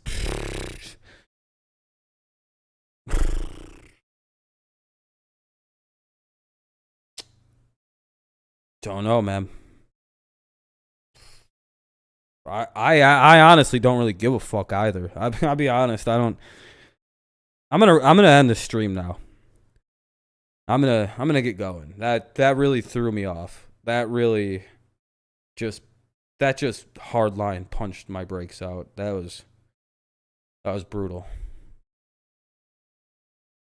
Yeah. All right. See you later, man. I'm sorry you guys got beat by the Twins. That always sucks. They're annoying. All right, you too, Aaron. You too, man. I'm sorry. I didn't really have anything else to say anyway. I was kind of looking for a way to get out of here, so yeah.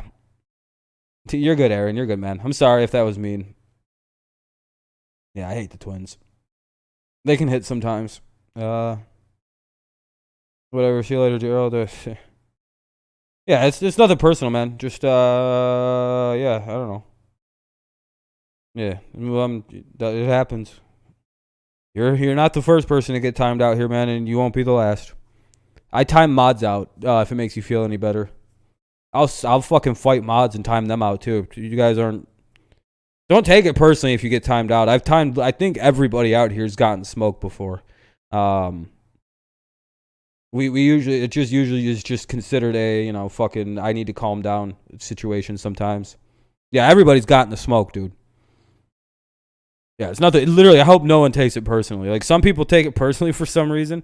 For me, it's just a lot easier than me just going in on someone. No, just stop being annoying.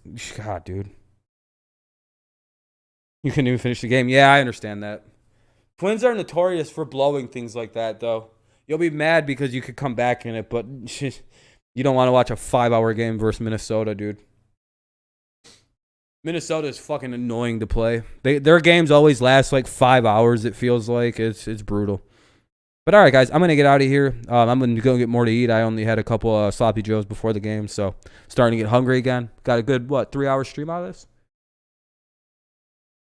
Yeah, about 3 hours. Yeah, 1 o'clock. 1 o'clock game tomorrow. Yes, sir, Aaron. Yes, sir.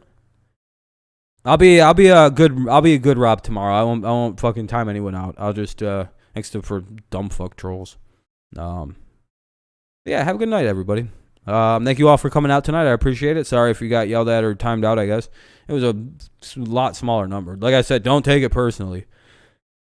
Sometimes I time you out just so I don't say some shit I can't take back about you. And, you know, because I don't mean it. I'm just a colorful person. And I'm trying to entertain people at the same time. So, you know. It is what it is.